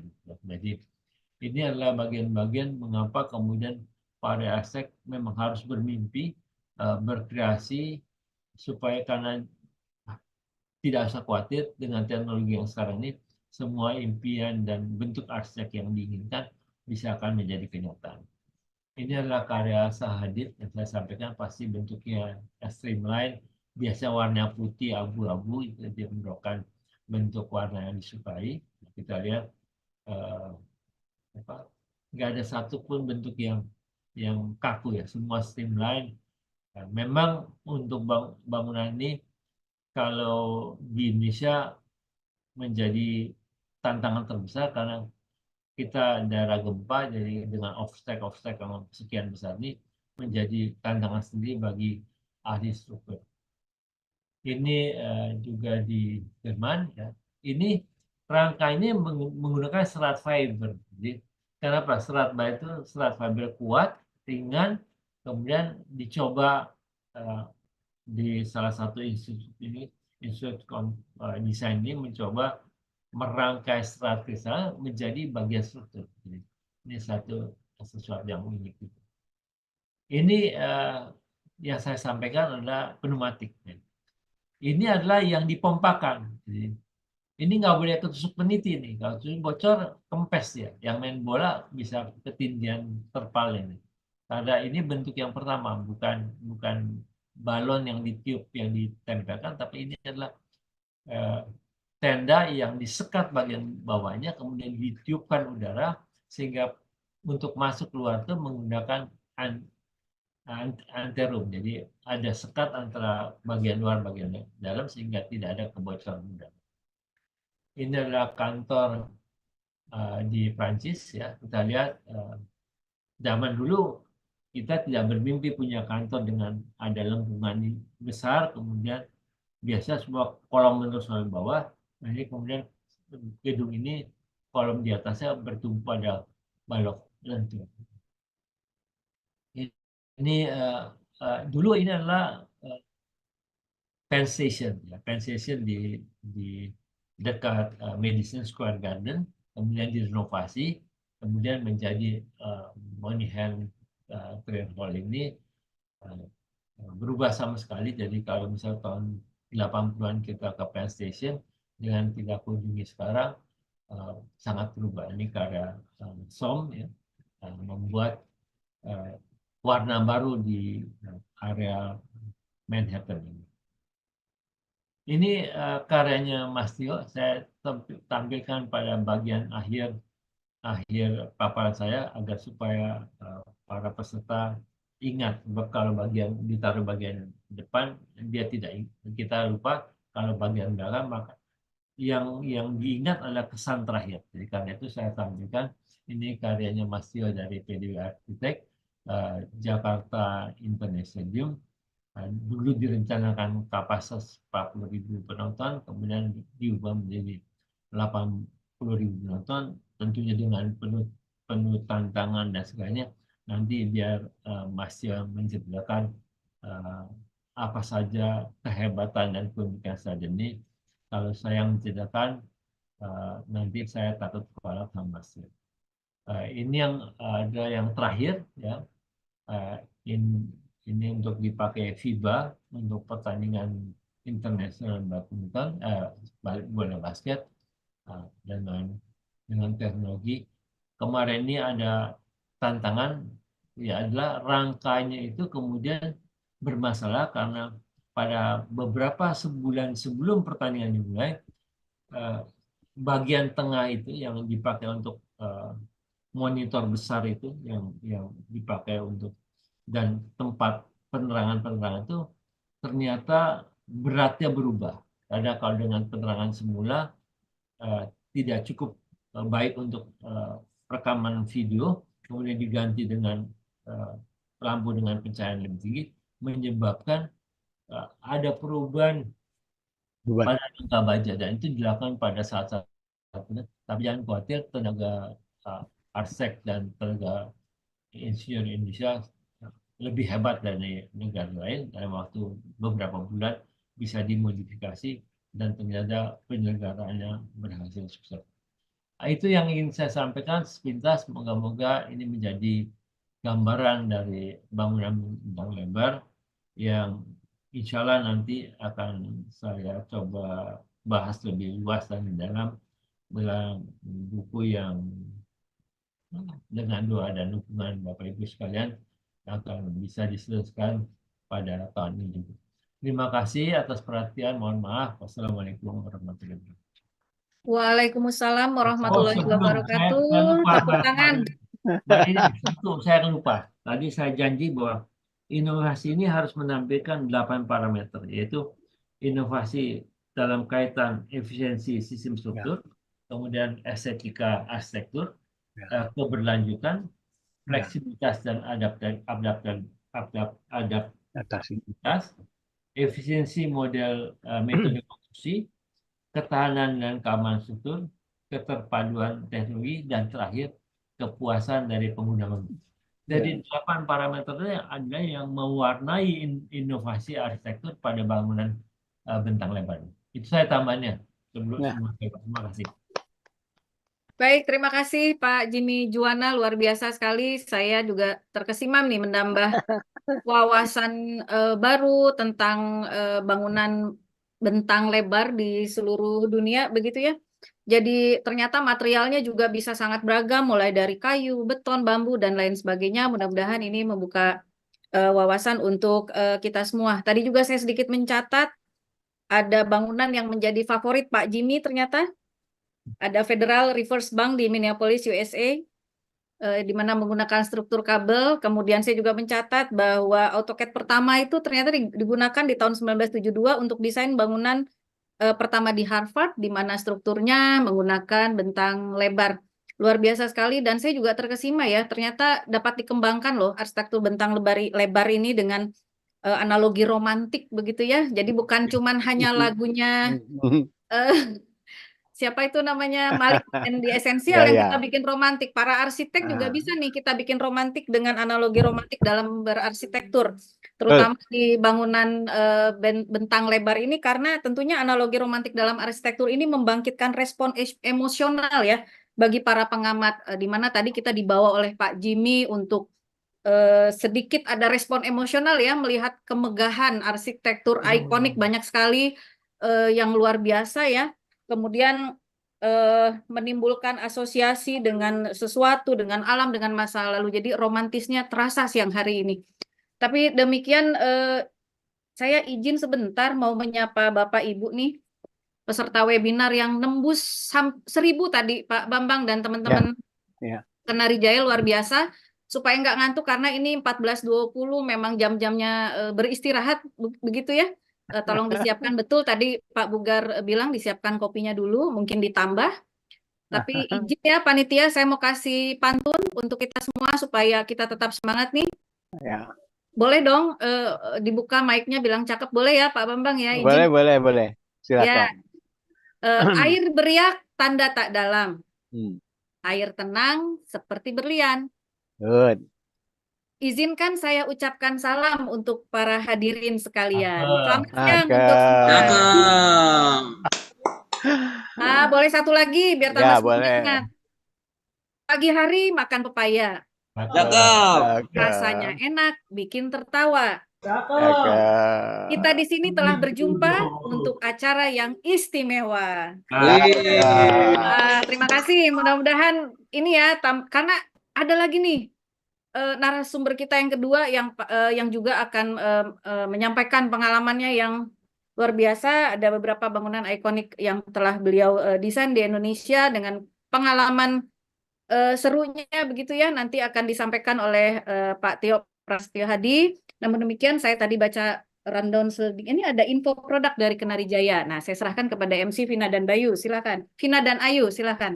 Baik, terima kasih Bu Irma Permadi. Kini kita mungkin istirahat sekitar 10 menit ya, Bapak Ibu sekalian, untuk melihat informasi produk dari Kenari Jaya. Halo sahabat Kenari, hari ini kita lagi berada di Jakarta International Stadium, yang mana bangunan dari Jakarta International Stadium ini menggunakan produk-produk dari Kenari Jaya.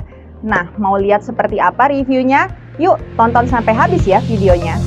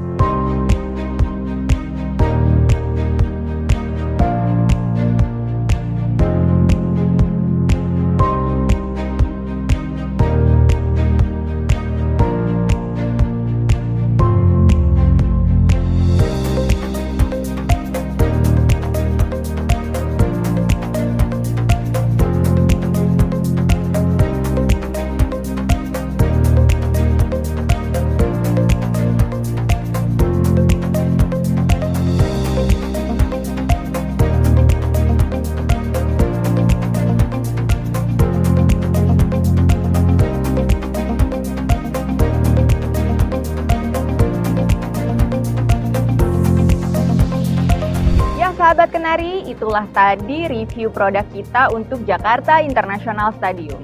Yang mana Jakarta International Stadium ini menggunakan produk handle pintu dari Kenari Jaya. Kunci aman, keluarga nyaman. Ingat kunci, ingat Kenari Jaya.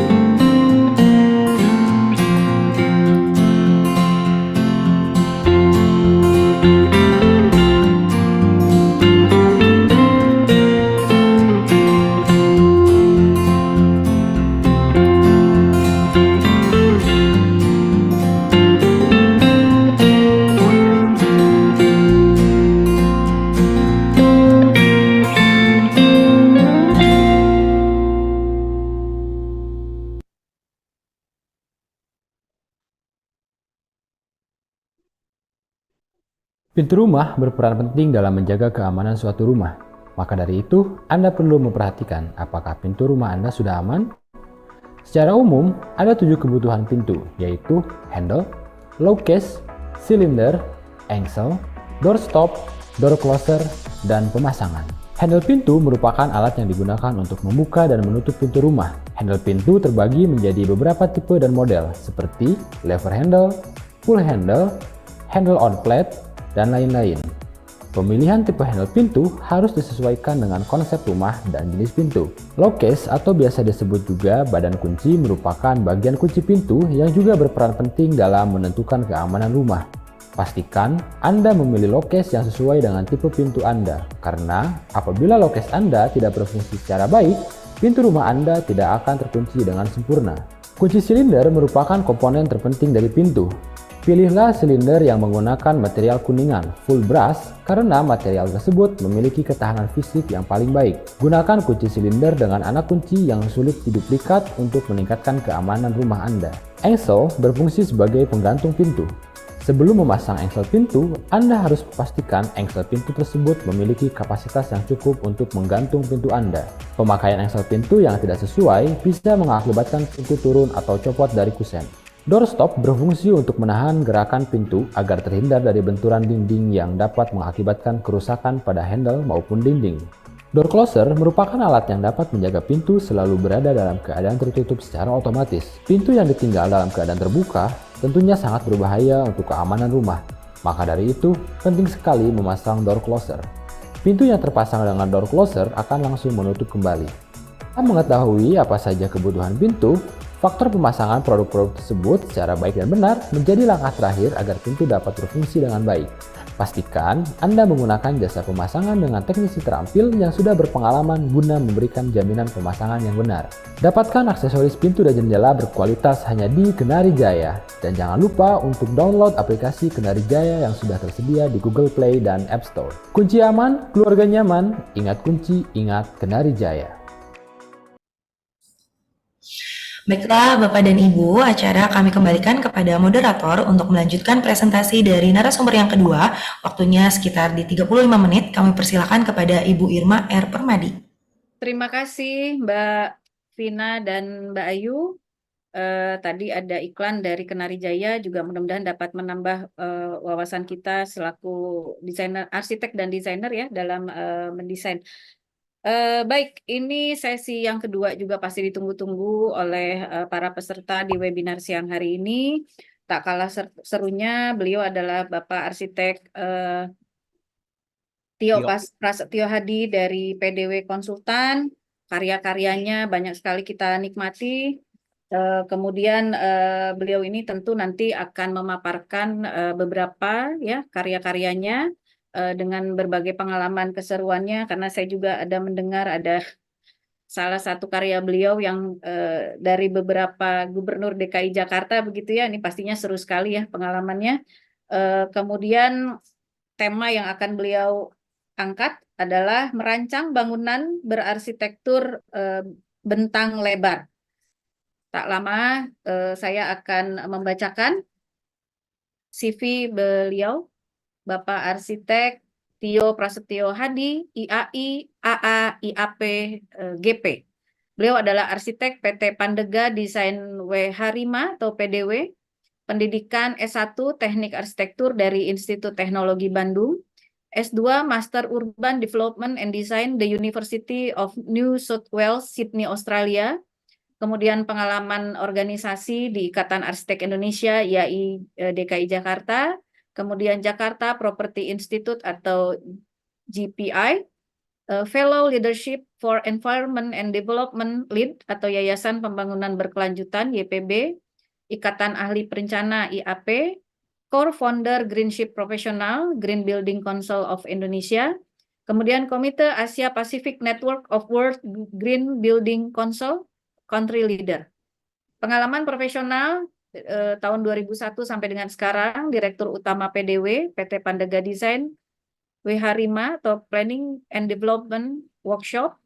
Kemudian tahun 2008 sampai sekarang, Direktur Hubungan Internasional Green Building Council Indonesia, 2014 sampai 2023, Tim Ahli Bangunan Gedung, Arsitektur Perkotaan, TABG AP Jakarta, 2016 sampai sekarang sebagai pembina Greeneration Indonesia Foundation.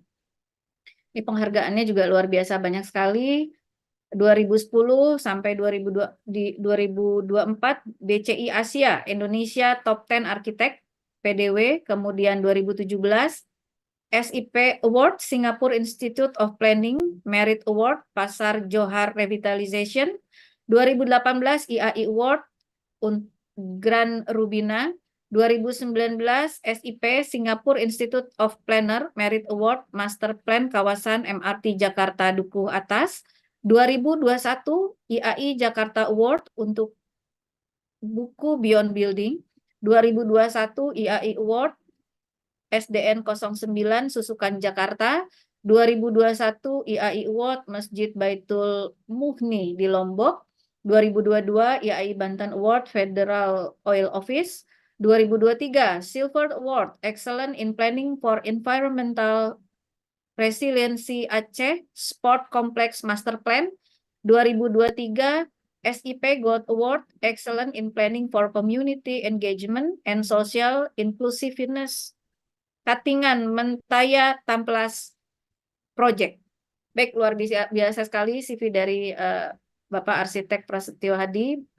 Silakan Pak, waktu dan tempat 35 menit. Terima kasih Bu Irma. Assalamualaikum warahmatullahi wabarakatuh. Salam sejahtera untuk semuanya. CV yang paling penting malah nggak dibacain ya, muridnya Pak Jimmy sebenarnya. Jangan begitulah. Pak Jimmy yang ngajarin saya tentang utilitas dan green building dan ya termasuk struktur gitu. Jadi artinya gini, kami itu banyak belajar dari guru-guru kami lah ya. Belajar tidak hanya formal tapi juga melalui event-event seperti ini. Termasuk belajar dari Pak Bambang sebenarnya ya, untuk Pak Bambang Busri, Bu Irma. Baik, untuk melanjutkan tadi Pak Jimmy udah memberi awalan yang pembukaan untuk teori dan studi kasus yang banyak sekali. Yang jenis-jenis bangunannya yang beberapa yang kami kerjakan juga di dalam mengerjakan pekerjaan kami di kantor. Stadion tadi sudah disebut, kemudian kami juga mengerjakan dari sebenarnya bangunan bentang lebar itu fungsinya tadi sudah banyak disebut juga. Ada beberapa yang ya kami sudah punya pengalaman gitu ya di dalam praktek sehari-hari dengan purpose masing-masing gitu, macam-macam. Kemudian tadi struktur juga sudah disebutkan sistemnya apa saja. Nah, kami dalam pekerjaan sehari-hari memang punya prinsip tadi beyond building, artinya di hal-hal yang tidak hanya mengenai bangunan tapi juga seluruh sistem bangunannya. Tapi karena core kompetensi kami ada di arsitektur dan desain, maka kami juga harus kolaborasi Satu dengan pemilik tentunya, kemudian dengan operator, kemudian dengan engineers yang lain gitu ya. Kami juga memiliki core kompetensi di bidang urban design, pengetahuan tentang rancang kota. Jadi tidak hanya di gedungnya itu sendiri, termasuk kalau kita approach satu desain, satu bangunan, kita lihat fungsinya, requirement-nya gitu ya. Nanti akan saya cerita yang kasus JIS cukup menarik, karena requirement-nya berubah-ubah, karena bangunan publik itu sebenarnya produk dari keputusan politik juga gitu ya, politis, ada nuansa politisnya. Walaupun sebagai profesional kita harus fokus ke inovasi tadi yang Pak Jimmy sampaikan. Ini proses di dalam internal kami selalu berusaha berinovasi gitu ya. Jadi melakukan punya internal R&D yang hampir pada tiap proyek kami melakukan riset gitu ya. Arsitek tentunya setiap arsitek punya kemampuan, punya tugas untuk analisis kebutuhan ruang, analisis tapak dan lain-lain, dan dari itu dari proyek-proyek yang sudah kami kerjakan, kami kumpulkan untuk mendapatkan inovasi-inovasi baru yang lagi-lagi kerjasama dengan kolaborasi dengan engineers, dengan struktur, dengan MEP atau dengan arsitek asing gitu ya. Dan kemudian proses desain, tentu itu core kompetensi. Jadi arsitek harusnya bisa leading gitu ya di desain. Nih, terus kemudian bagaimana memperkaya itu artinya tidak hanya secara monetary atau profit, itu juga penting, tapi memperkaya untuk kawasan atau kalangan yang lebih luas atau beyond building ini, karena karya arsitektur diharapkan bertahan puluhan tahun dan digunakan oleh banyak orang gitu ya. Rumah tinggal pun bisa berpindah tangan, bisa dinikmati oleh penghuninya, oleh tamunya, dari bangunan yang paling privat sekalipun gitu ya. Nah, saya langsung masuk ke studi-studi kasus. Jadi kami sering diminta ini. Kemarin baru ada juga satu proyek gitu ya untuk membuat satu desain di lahan yang cukup sempit. Bukan yang ini ya. Ini di Mega Kuningan, lahannya sekitar 1 hektar, tapi yang ingin saya sampaikan bahwa dengan lahan yang cukup sempit 2.000 meter persegi, mereka ingin ada hotel, ballroom, kantor, dan lain-lain. Itu merupakan satu tantangan karena ballroom memerlukan bentang yang besar. Bahkan sekarang perkantoran pun tuntutannya tanpa kolom gitu ya. Jadi arsitek selalu berargumen dengan ahli struktur, karena kita ingin menghilangkan elemen struktur, dianggap arsitektur yang estetisnya. Nah, komprominya di mana gitu? Kalau ini hotel Hilton yang belum dibangun, ini Hilton yang kedua kalau jadi dibangun, yang pertama di Bandung.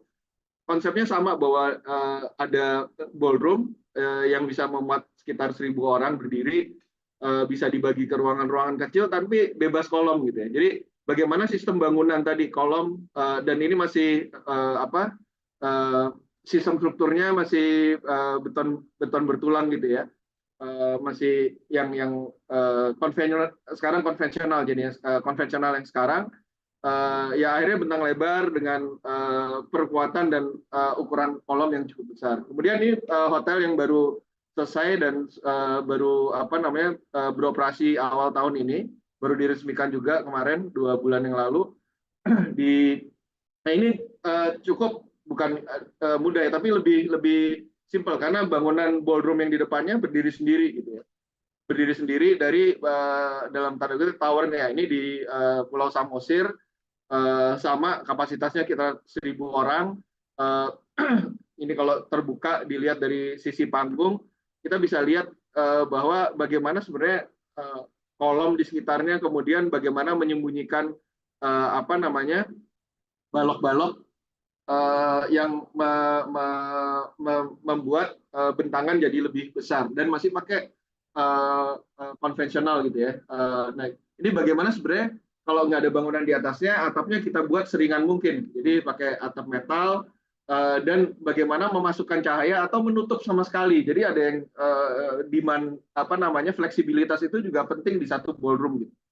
Jadi ini merupakan satu tantangan juga. Ini pakai begitu ruangannya disekat, bisa jadi 3 ruangan. Yang di atas ini bukan skylight tapi pencahayaan buatan gitu ya, lighting. Kemudian kami terlibat di proyek DED IKN untuk auditorium, permintaan yang cukup unik juga, masih pakai konvensional, tapi ada theater seating, ada auditorium yang cukup besar seperti kantor PUPR di sini.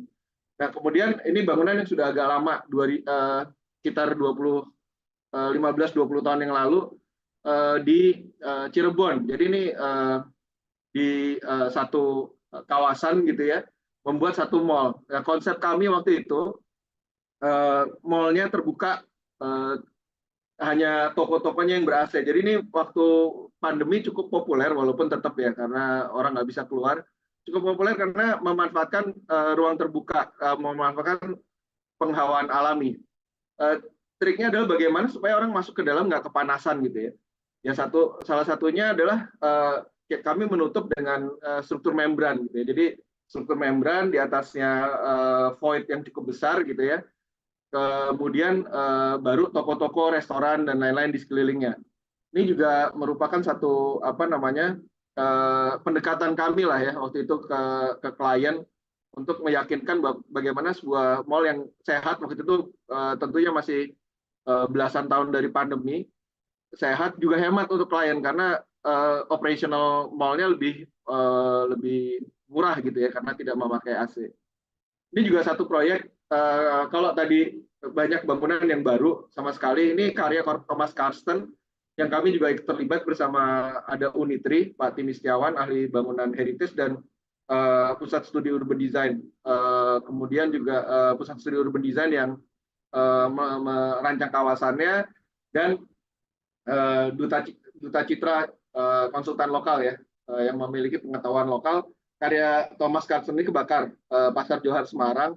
Kami konsepnya kami sama-sama bikin bahwa ini tadinya dirambah oleh Pasar Yaik, namanya kami hilangkan, pasarnya ditaruh di bawah. Tapi yang saya ingin sampaikan di sini adalah sistem strukturnya. Dengan sistem struktur kolom jamur ini, dia sebenarnya memberikan selain ke estetika secara arsitektur, jadi sistem struktur bisa jadi estetis juga. Kemudian juga membuat antar kolom ini balok-baloknya tidak terlalu besar, jadi bisa bikin skylight yang ada indirect lightingnya gitu ke dalam. Karena kita sama-sama tahu ya, Semarang cukup panas, tapi dengan di sini ada double volume, di sini memang sedikit ada mezanin gitu ya. Maka karya Karsten ini sangat nyaman, jadi sekarang jadi living heritage gitu ya.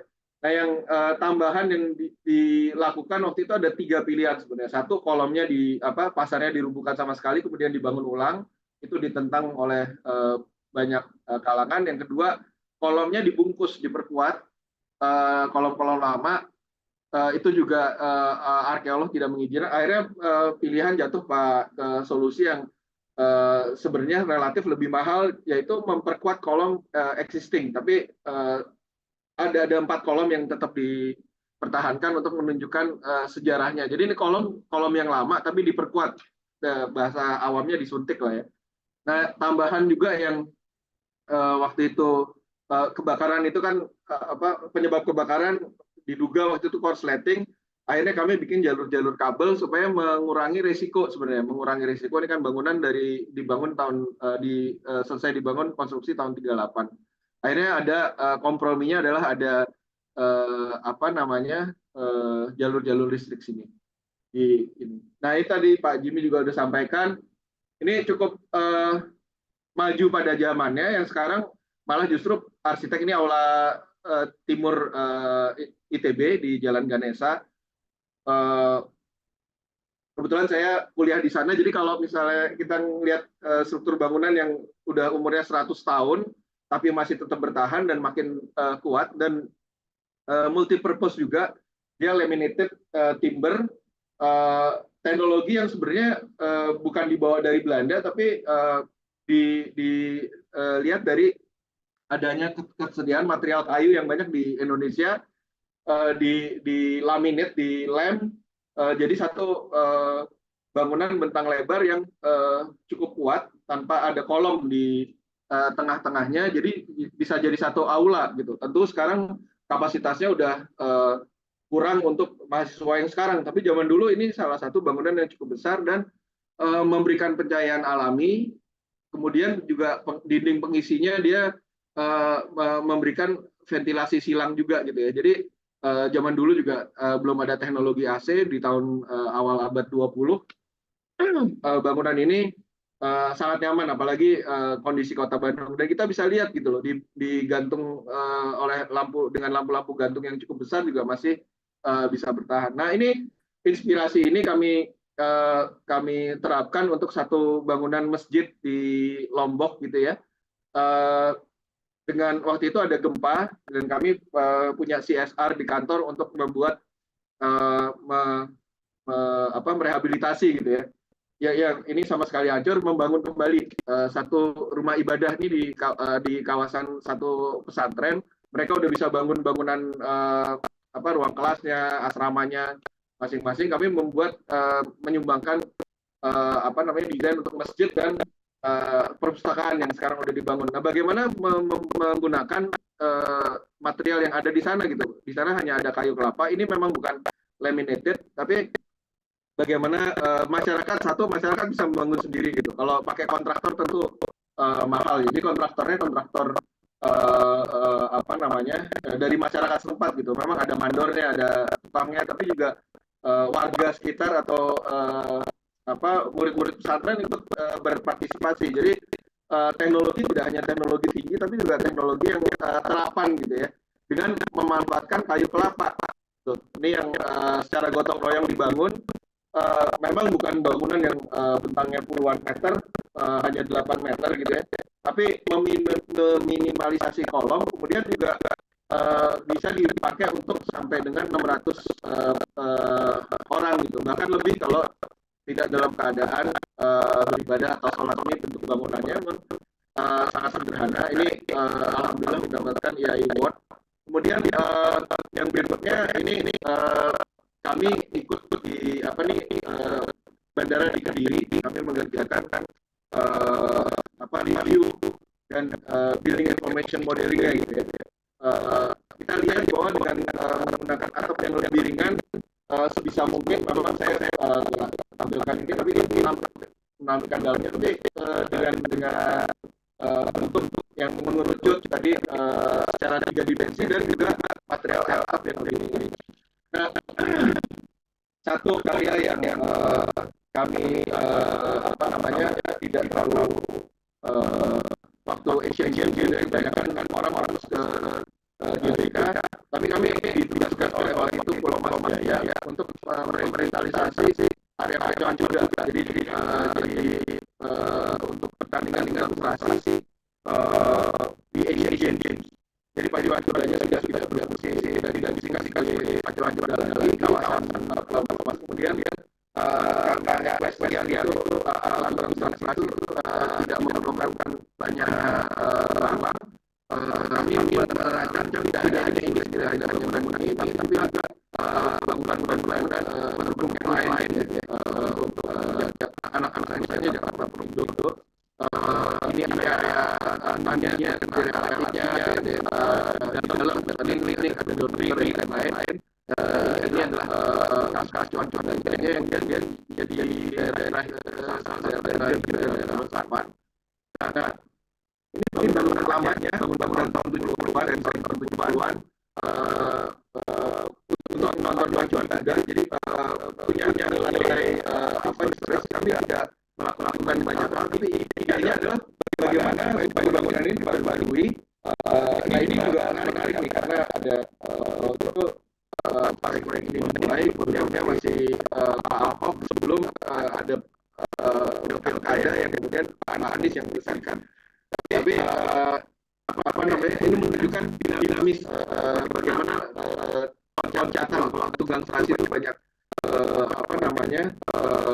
tantangannya gitu ya untuk kuda-kuda. Jadi ada unsur dinamisnya. Kalau kita lihat di sini di sketsa ini satu tribun existing bangunan tahun 70-an didiri sendiri, dan tantangannya bagaimana satu menyediakan, jadi tidak hanya bentuk struktur gitu ya, tidak hanya ini, tapi juga juga membuat satu ruang ballroom di atas gitu ya. Jadi dengan apa namanya fungsi yang ada, bagaimana karena struktur di sini juga harus diperkuat gitu dan tidak mungkin menanggung arsitek apa namanya ruang dengan bentang lebar gitu.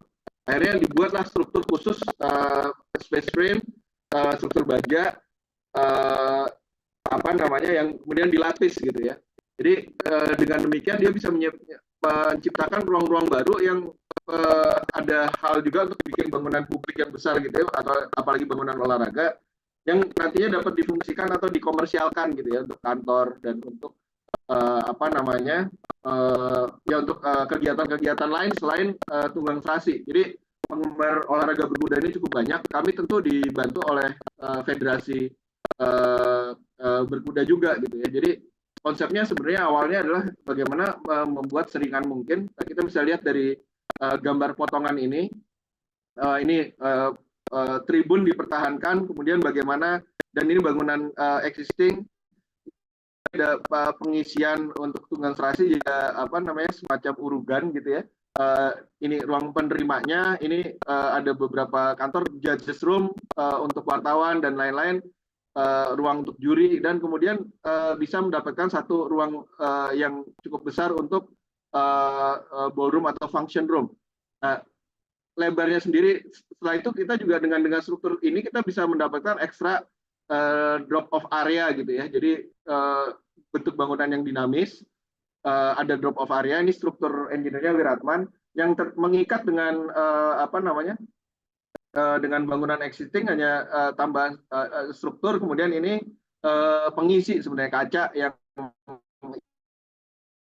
terus berkumpul cakar ini ya. Ada kami lagi-lagi interpretasi kami dia dinamis apa kuda yang melompat, tapi banyak orang bilang ini cakar dinosaurus gitu ya. Jadi bebas-bebas saja menginterpretasikan satu karya arsitektur sebenarnya. Nah, kita bisa lihat di sini kemudian kita punya transportasi vertikal yang baru. Jadi bangunan ini sekarang digunakan untuk kantor organisasi federasi berkuda dan lain-lain. Nah, ini proses konstruksinya. Jadi waktu renovasi dan olahraga tunggang serasi ini, olahraganya kalau di Timur Tengah itu olahraganya sultan-sultan gitu ya. Jadi atletnya pun kalau nggak salah ada yang bilang bahwa ini atlet-atlet yang paling kaya, mungkin cuma kalah sama atlet bridge waktu itu Asian Games yang Pak Budi Hartono atau Pak Michael Hartono, saya lupa, yang salah satu yang punya grup Jarum dan Bank BCA gitu ya.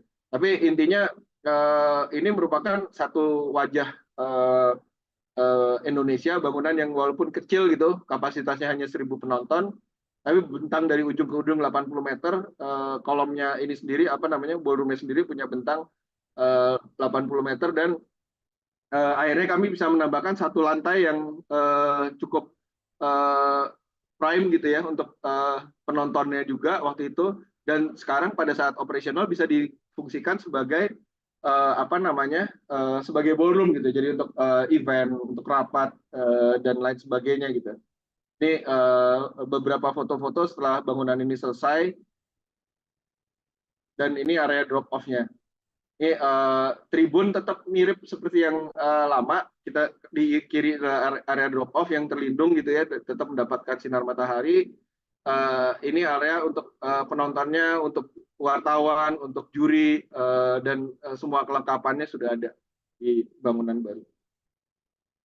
Nah, masuk ke bangunan yang tadi dibicarakan, ini memang proyek yang cukup menarik, menantang juga buat kami. Awalnya adalah tahun 2010 kami ada sayembara antara IAI Jakarta dan Dinas Olahraga, waktu itu gubernurnya Pak Fauzi Bowo, untuk membangun stadion di kawasan namanya Taman BMW. Taman BMW dulu yang memberi nama itu Pak Gubernur Wiyogo ya waktu itu ya, karena BMW dulu Jakarta punya moto bersih, manusiawi, berwibawa gitu ya. Jadi bukan pabrik mobil, tapi itu.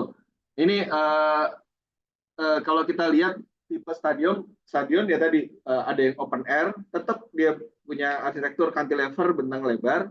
Kemudian juga ini contohnya di Helsinki Olympic Stadium, dan yang dilindungi adalah sebagian besar penonton, walaupun kalau dia terbuka tentu penonton kalau ada hujan angin akan terpengaruh juga ya, apalagi panas ya, mau nggak mau gitu. Kemudian yang satu lagi dengan atap, kemudian atap yang bisa dibuka tutup gitu ya. Contohnya tadi yang ini karya Zaha Hadid di Qatar gitu ya.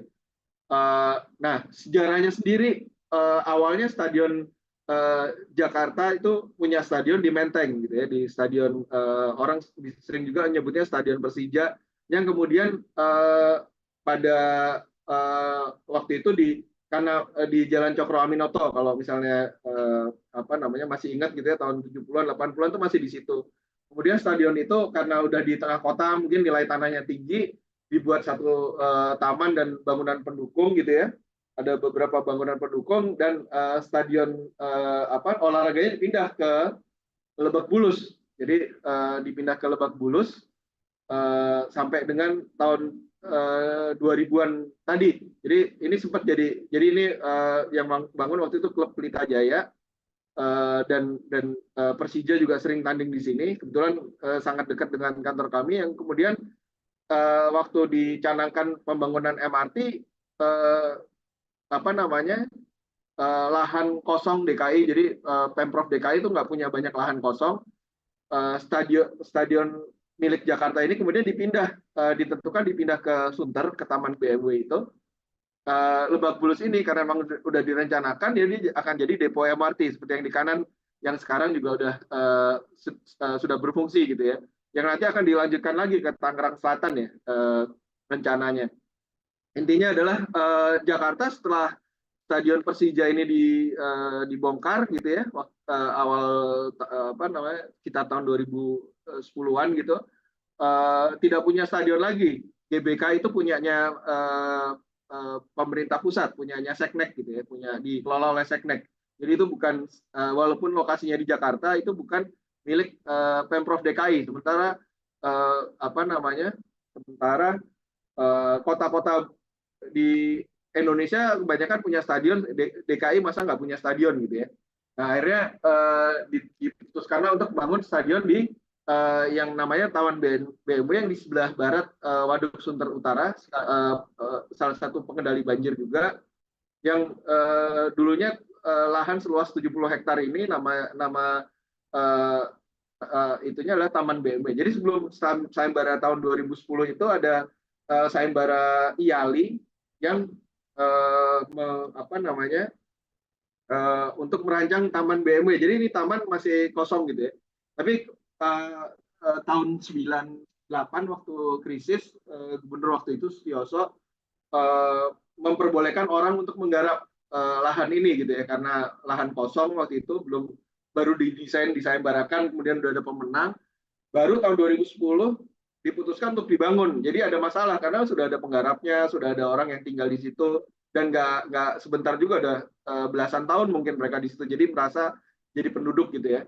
Kalau itunya sendiri, nah itu ada dimensi itu juga, dimensi politik, sosial politik gitu ya.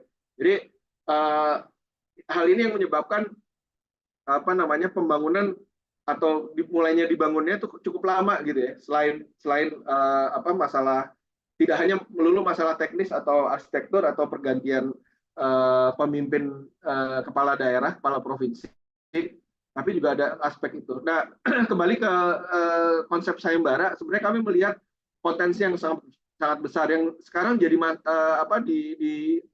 bukan jadi diangkat masalahnya, karena memang kalau tadi Stadion Persija di Menteng, dia bisa diakses unsur kotanya, daya dukungnya, transportasi dan lain-lain, dan dia ada di tengah-tengah masyarakat, orang akan lebih mudah. GBK tentunya sebagai stadion nasional, aksesibilitasnya tinggi, apalagi sekarang tambah ada MRT di lahan sekeliling luas gitu ya. Kemudian Lebak Bulus juga mirip gitu ya, walaupun waktu itu sempat tahun 90-an, 94, 95 kalau nggak salah, ada kerusuhan gitu karena ada konser Metallica di sini. tapi cenderung masih mudah diakses. Nah, ini di Sunter jalan aksesnya kalau bisa dilihat di sini sangat sedikit ya, semua bermuara di satu jalan. Kemudian ini jalan satu arah, jalan tol exitnya agak jauh gitu ya di Tanjung Priok dan di Ancol. Nah, tentunya kami lihat satu potensi ada rel kereta sebenarnya. Jadi waktu itu belum ada rencana MRT, LRT, MRT yang lewat sini atau LRT ke sini. Yang sayangnya sekarang dibatalkan. Hanya ada jalan kemudian rel kereta. Yang kami lihat waktu itu, waktu sayembara adalah bagaimana sebenarnya membuat satu stasiun. Waktu itu lahannya hanya lahan 22 hektar. Jadi penonton memang dari awal konsepnya bukan dengan kendaraan pribadi. Dan waktu sebelum selesai juga, waktu stadion ini sedang konstruksi, waktu itu ada kunjungan dari FIFA. Mereka menyarankan memang daerah ini steril di apa namanya, ini ada skalanya, di radius 1 km steril dari apa namanya, kendaraan pribadi. Jadi hanya untuk apa namanya, pengunjung atau panitia atau yang memang berkepentingan langsung gitu ya, kemudian kendaraan media dan lain-lain. Nah, setelah dikembangkan, kami pinjam diperluas gitu ya, jadi konkorsnya diperluas, kemudian juga apa namanya, dibuat akses untuk Transjakarta dan stasiun. Mungkin karena apa namanya, ini latar belakangnya mungkin saya agak percepat dikit. Nah, kenapa jadi stadion ini punya satu hal keunikan khusus gitu ya, ini nanti bisa dibaca, tentu harus standar FIFA karena memang mau dipakai untuk pertandingan kelas internasional. Kemudian tentu juga komitmen dari Pemprov DKI untuk membangun satu bangunan yang green building gitu ya. Dan kemudian tantangannya adalah bagaimana supaya ini nggak jadi apa namanya, infrastruktur yang terbengkalai. Artinya atap buka tutup itu juga salah satu upaya supaya stadion ini bisa dijadikan tidak hanya pertandingan olahraga, juga kegiatan-kegiatan publik yang lain gitu ya, dan bisa membiayai diri sendiri. Jadi satu kawasan itu dia bisa jadi ruang publik, dia bisa jadi untuk sehari-hari yang udah dipakai juga sekarang untuk olahraga, selain bangunan stadion untuk kompetisi. Kemudian juga nanti dengan adanya pengunjung tentu komersialnya juga tumbuh gitu ya. Ini dasar bentuk bangunannya yang tetap dari ikat kepala gitu ya. Awalnya sketsanya seperti ini, stadion terbuka. Jadi stadion terbuka, ada stadion tertutup dengan atap yang fleksibel, buka tutup. Yang pertama kalau di Indonesia stadion tenis yang sekarang udah permanen ditutup ya. Tapi idenya adalah bagaimana mengembalikan taman sebenarnya. Jadi pengenalan taman dan bentuknya juga masih ini ya, masih beda gitu ya dengan yang sekarang. Ini lebih ke lingkaran yang kemudian ya strukturnya lingkaran itu sendiri yang jadi struktur untuk supaya dia cantilevernya makin kecil gitu ya, untuk melindungi penonton. Tapi sisanya terbuka dan mengembalikan taman sebagai ruang terbuka karena ininya di Sunter, jadi tidak ada galian, dia lebih dinaikkan tapi jadi konsep ini ya, berbukit. Kemudian di sini ada rencana jalan awalnya yang kemudian dijadikan jalan akses ke Danau Cincin. Jadi kita udah bikin 4 karena awalnya itu tadi taman itu bikin 4 kuadran untuk taman. Dan ini apa hasil yang pertama, dan salah satu yang unik hasil sayembara yang menang ya. Yang unik adalah ini ada konkors yang kemudian seperti stadion-stadion di Allianz Arena, di stadion Arena Amsterdam, itu dia seperti yang kita ini sekarang ada rem khusus yang memang orang-orang yang hanya punya tiket masuk, tapi orang yang punya tiket tetap bisa menikmati ini konsepnya. Tapi pengelolaannya tentu diserahkan ke pengelola.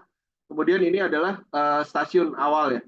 Nah, ini kemudian pada tahun 2000 dan kapasitasnya masih 30.000 ya, 30 sampai 50.000 waktu itu. Stadion yang di Stadion Menteng itu 10.000, Lebak Bulus 15 sampai 20.000 kalau nggak salah, dan terbuka gitu ya. Cuman hanya 1 tribun yang tertutup, kemudian 4 tribun terbuka. Kalau di sini awalnya waktu